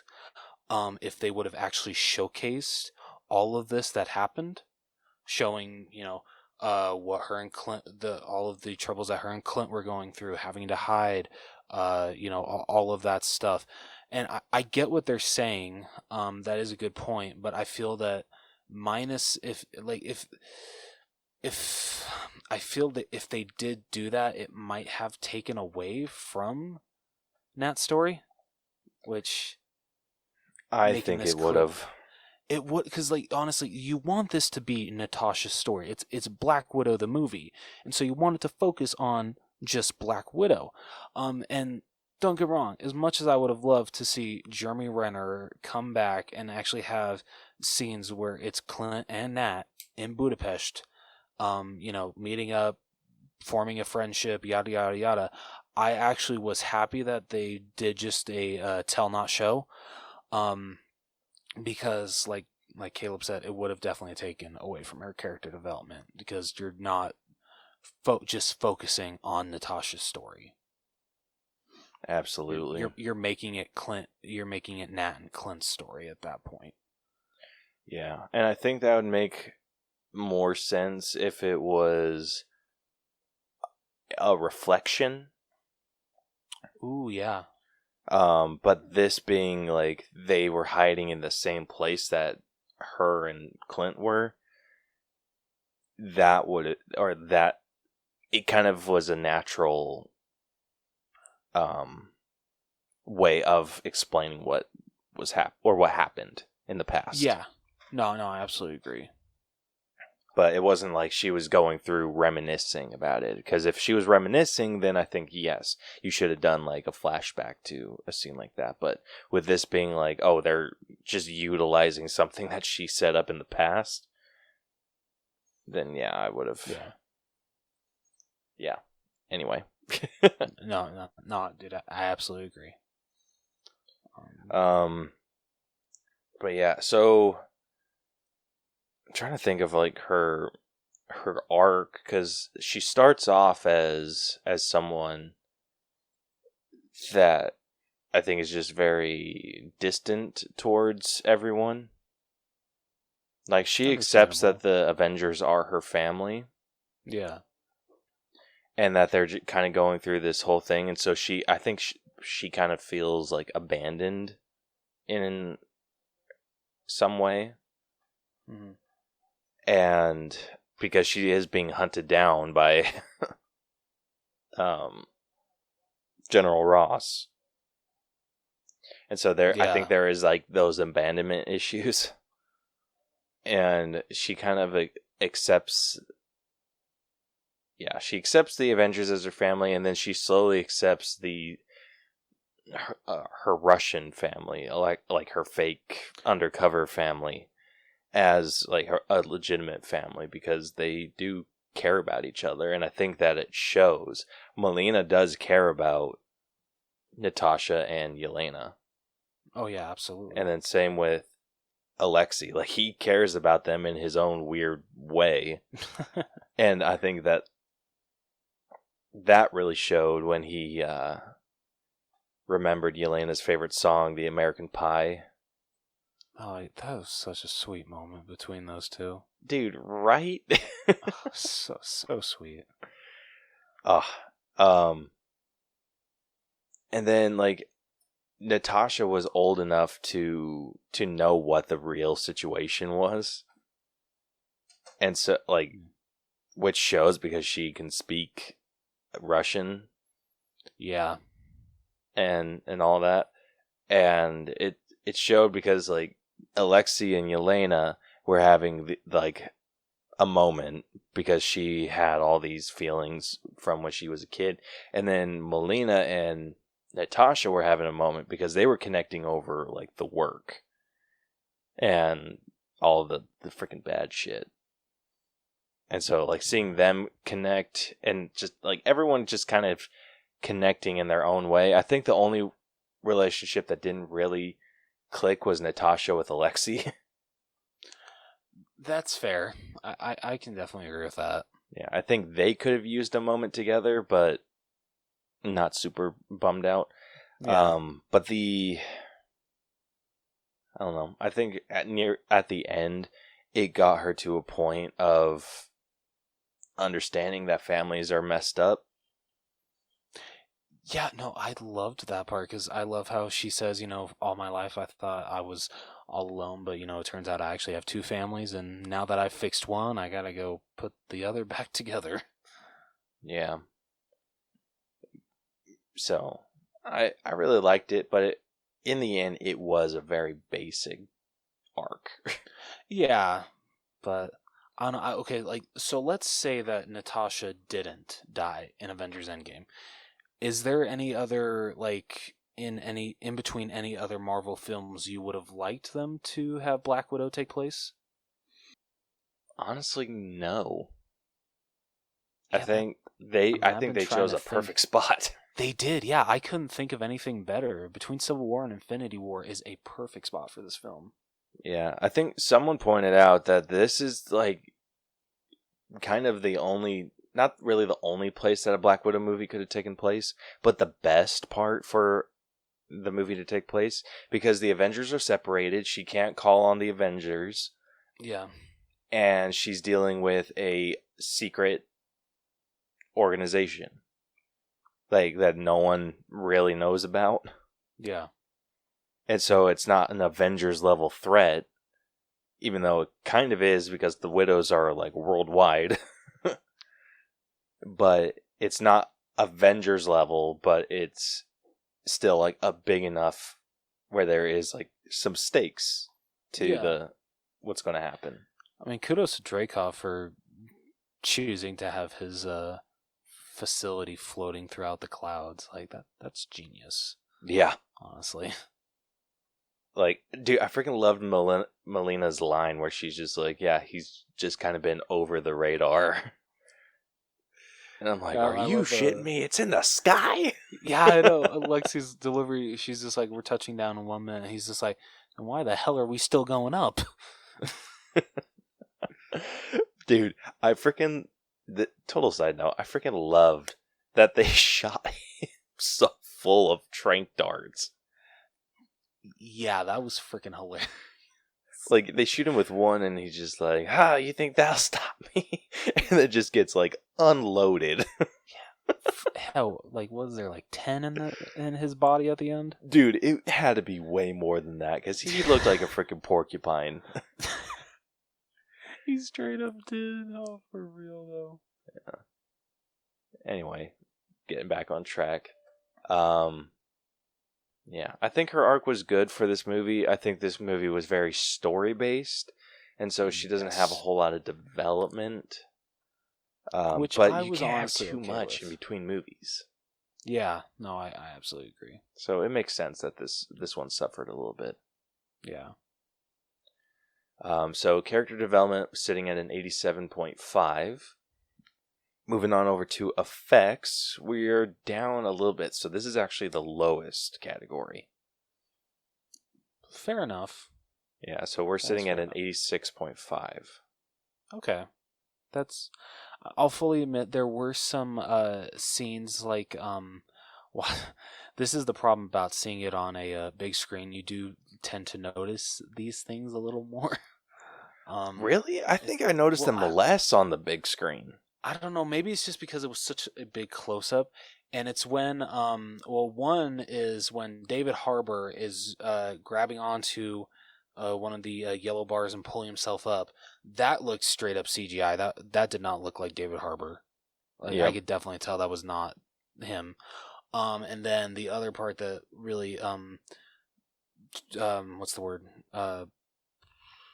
Pointed out to me, I guess, whatever, is when they're first falling out of Dracov's facility, and Nat like grabs onto the bar after she releases Taskmaster.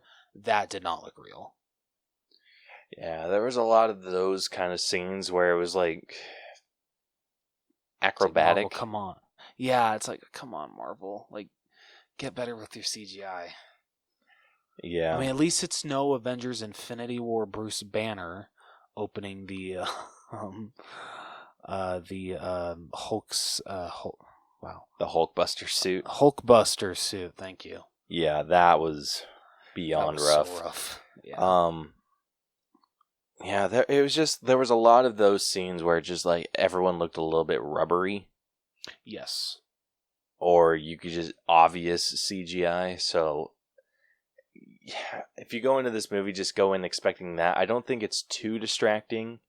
It is if you're looking for it.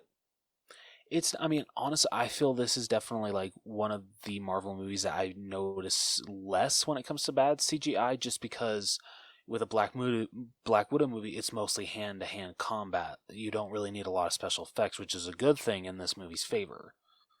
Yeah. I think movies are so afraid of going on into like getting a stunt budget, because I think the David Harbour like jumping on the like you could could you not have done wires? Apparently not. I feel those are so much cheaper than CGI. I feel that too, but it's just like, is it? Apparently not. I mean, let's just email Marvel. Just be like, hey, Kevin Feige, is CGI really cheaper than using a wire? Yeah. Like, it's just like with those basic scenes, like it was like that the Red Guardian scenes, like why? Yeah. That was like unnecessary CGI. So it's just absolutely. Yeah, just questioning. Not much else to say on it. It was overall fairly good. I think there's definitely some room for improvement.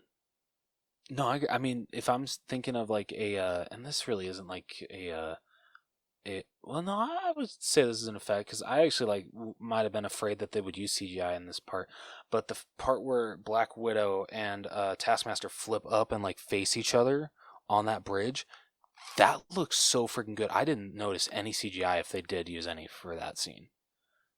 Like those flips were just so perfectly aligned. Like I honestly got like freaking goosebumps just watching them like stare into each other's eyes. Yeah, that looked really good. Well, yeah, it was fairly good. The action, stunt work was done amazingly. Yes. So kudos to everyone that was involved in that. Yeah, you guys did a great job. Got anything else to add in effects? Not really. I mean, the avalanche looked really good. I mean, from what we saw of it. I'll say that looked a little funky. I mean, okay, actually, I got one more that I want your opinion. Okay, speaking of that scene, when Nat is like hanging on the rope and like flying around, and then she does like the flip and lands. Did she look at all CGI when she was hanging on the rope? Very much so. Okay, all right. Shit, I feel I'm just gonna probably I'm gonna notice more like right after we finish recording. Yeah. All right. Moving on over to music. We gave it an 8. Okay.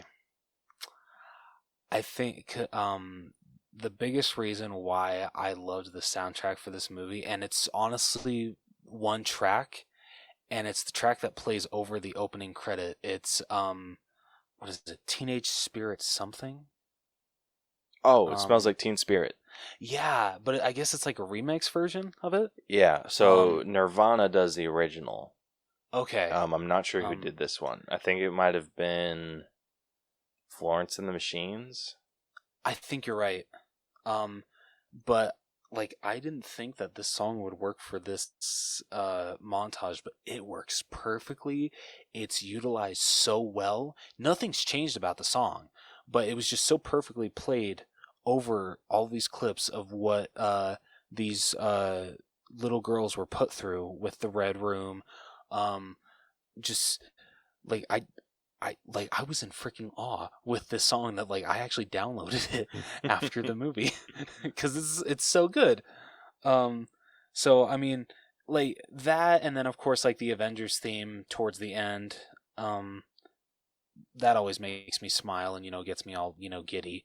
But I mean, and I guess like the Black Widow theme that they had. But I mean, other than that, like there's really like nothing huge. Yeah. When it comes to soundtrack.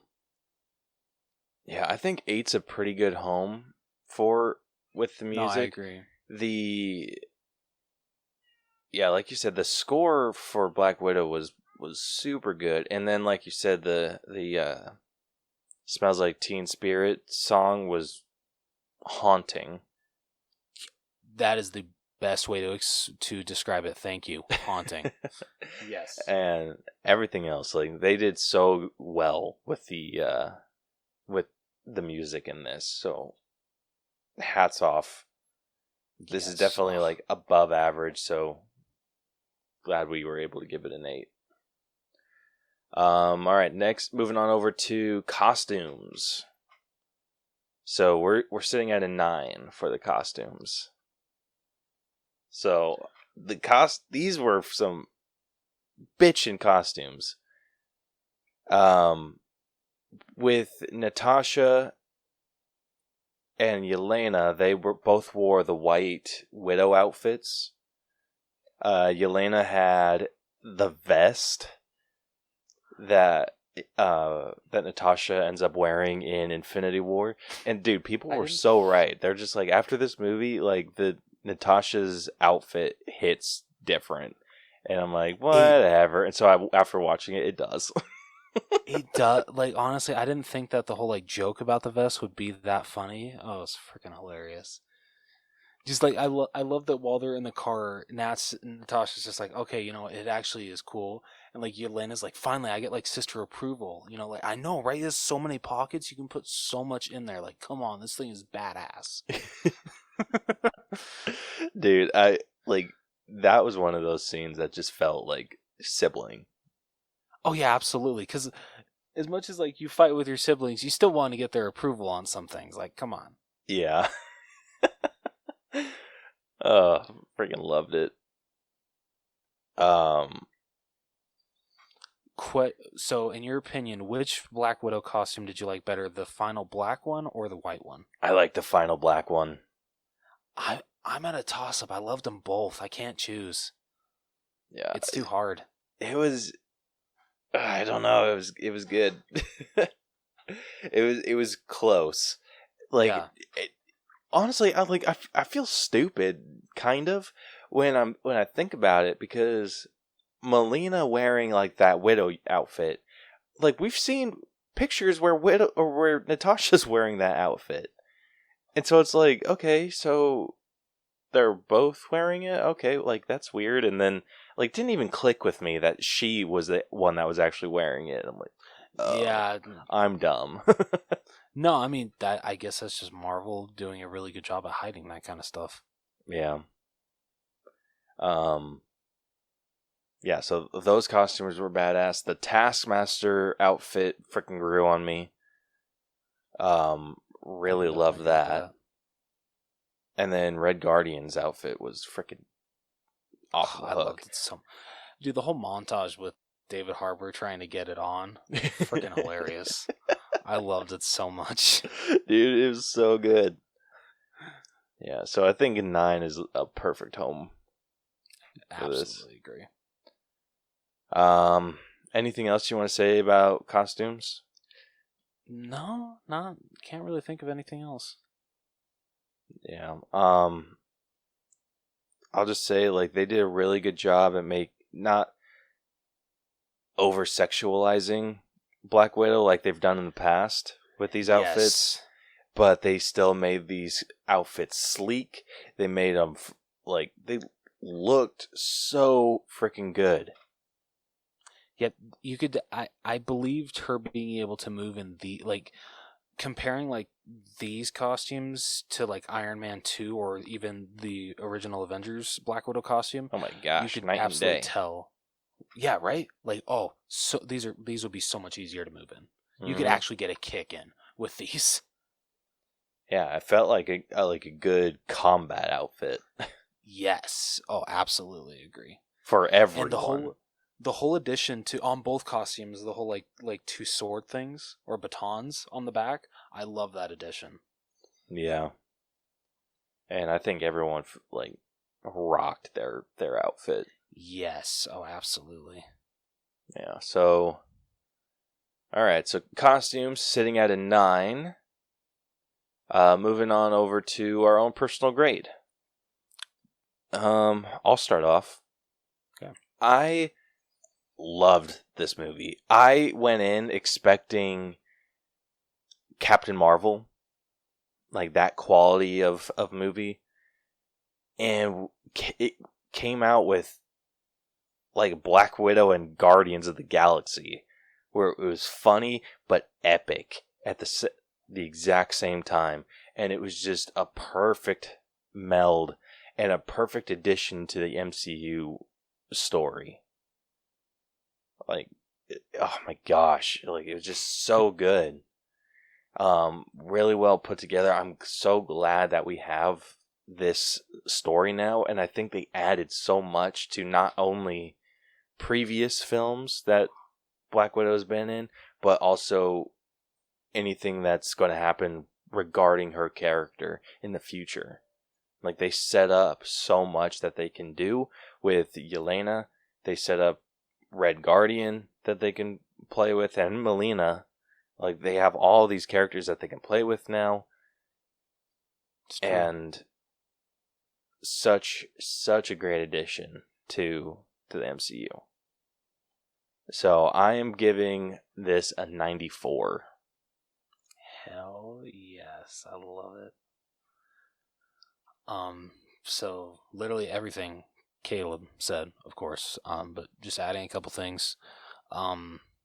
So grateful Scarlett Johansson was able to finally get her movie. She absolutely deserved it because she is Black Widow, and I just love knowing that she finally got her Black Widow movie.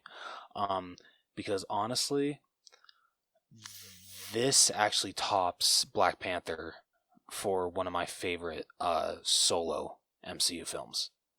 I loved this movie. It was so good. It is, when it comes to solo movies, it's honestly probably in my top, like, if not top 3, top 5. Absolutely. Just everything was so good. Like, I might have some, like, nitpicks about it, but they're really nothing to write home about. So, like, honestly, I'm gonna actually agree with your score, Caleb. You said 94, right? Yeah. I'm gonna absolutely agree with that. All right. Well, that averages us out to a 94. Hell yeah. Yeah. So that concludes this week's breakdown, and the final All Bros letter grade for Black Widow is a B+. Hell yeah. Yeah, it so freaking good. Bros, if you haven't checked this out, please go watch it. It's so good to have Marvel movies back, and this is one hell of a way to bring them back. Hell yeah. So Black Widow is sitting at a 89.62%. Wow. Yeah, so it's one of our higher B+ movies, but not quite at the top yet. Didn't beat Rocket Man. Nope, it did not. It's actually number 8 of 34.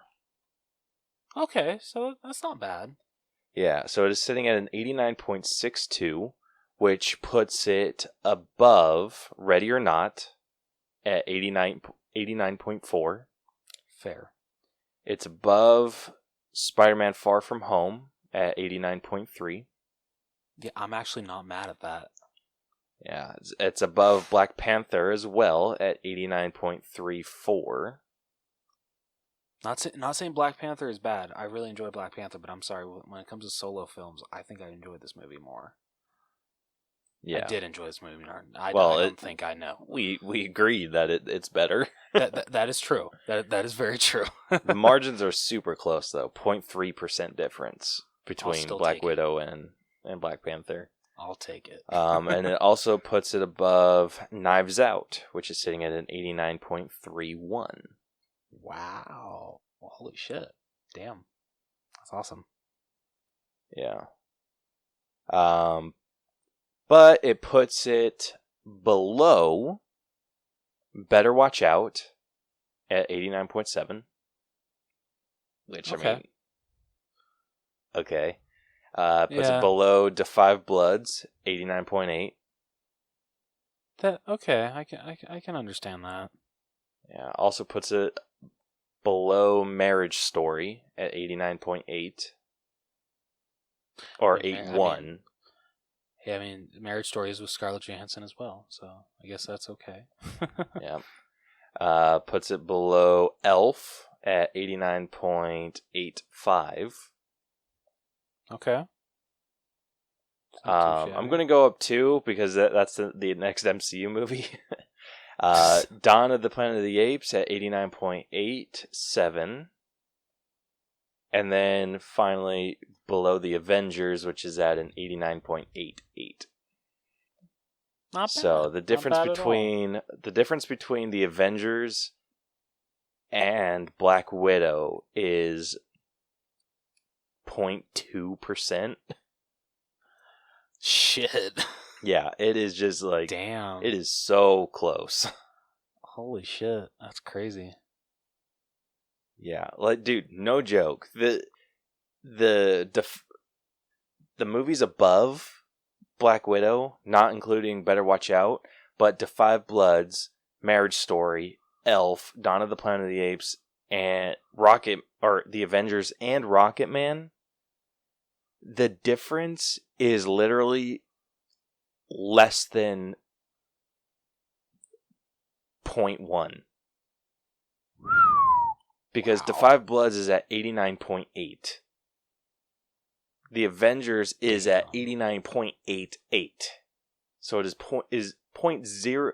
The difference between Da 5 Bloods and the Avengers is 0.08. Holy shit. Wow. Damn, that's close. Yeah, it is ridiculously close. And same thing with like the movies below, like Spider-Man Far From Home, Black Panther, and Knives Out. They are marginally equal. Because they're all 89.3, and it's like 0.31, 0.34, and 0.35. So they are within 0.05% of each other. So it's like marginally, you could say that Spider-Man Far From Home, Black Panther, and Knives Out are completely equal in our eyes. And I'm okay with that. Yeah. Like,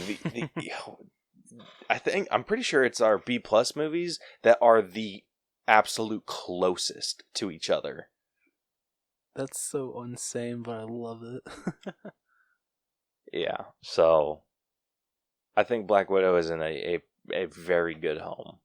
Yes, absolutely. So think that is going to bring us to our conclusion of this week's episode. If you guys liked what you heard and want to listen to more of our beautiful voices, be sure to subscribe to us wherever you listen to podcasts. We are damn near everywhere. We are on Apple Podcasts, Google Podcasts, Stitcher, iHeartRadio, RadioPublic, Radio.com, Spotify, and much, much more. You can also catch all of our episodes on YouTube. Have you checked out like how many views we get on there, like for like certain episodes? It's like I actually have not. So it's kind of funny. Like I'll see like some get like 5, and then we'll go a week with like some only getting like 1 or 2, and then we'll like jump up to 8 views. It's interesting. Yeah. But yeah, so if you would like to follow us on social media, that would be freaking awesome. You can direct message us with episode ideas, answer our questions of the week, or if you would like to join us, that is one of the best ways besides email to get in contact with us for that, and we will gladly have anyone on. We mean anyone. We'll even have your dog and your cat on. Why not? I'm sure they'll have a lot to say about Space Jam: A New Legacy. Like, come on. Going off that social media goodness, if you want to follow us on Facebook, it's facebook.com/The Allbros, Twitter and Instagram @The Allbros, and then if you want to email us, it is the allbroschannel@gmail.com. If you want to check out our website, it is tinyurl.com/The Allbros. You'll be able to check out, kind of like get to know us a little more. I don't know. I never know what to say about our website. I'm horrible at this. I'm sorry. Yeah, our website is under construction. Yeah, we'll get it up again. We promise. We'll fix a couple. Like, things. it's still up. It's still up. Yeah, okay, it's just, true. It hasn't been updated in a hot minute. Yeah. So we'll put our heads together and we'll get that updated soon. Yeah. Or eventually. I don't know if I should say soon. Probably eventually.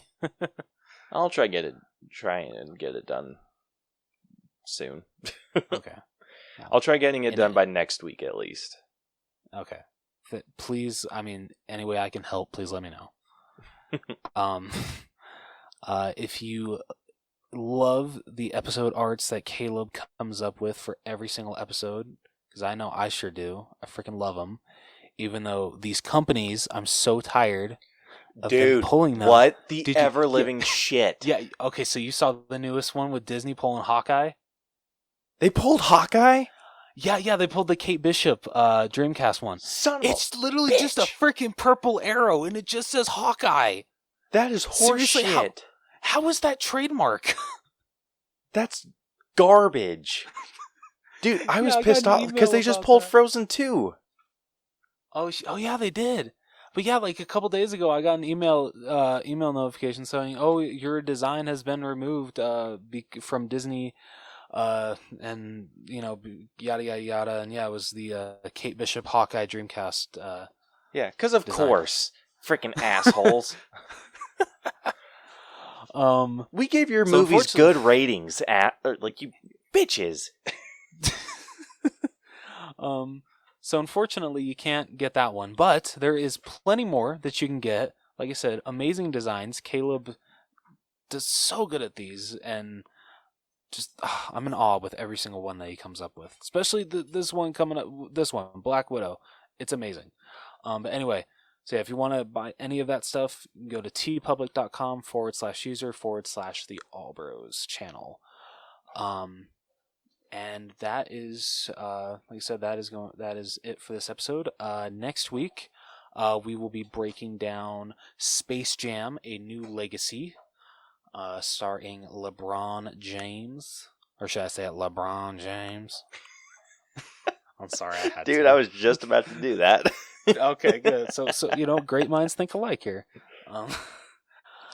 So you can look forward to that. Which actually, I'm really glad that Caleb finally watched the original Space Jam, so I feel that's definitely going to make breaking down the sequel a lot more fun next week. Oh yeah. So if you guys do want to go see that, it's going to be in theaters, and it's also going to be on HBO Max. Just a heads up. But until then, this has been the All Bros Podcast. I am Jonathan. Nah, I'm Caleb. And we will see you guys next week. So long. Deuces. So weird hearing it like out of order. Like I don't know, for some reason it's just weird. It's only because you just started pulling your weight at the end. Damn. Kick a man while he's down. But that was good. That was funny. I know, I was impressed myself.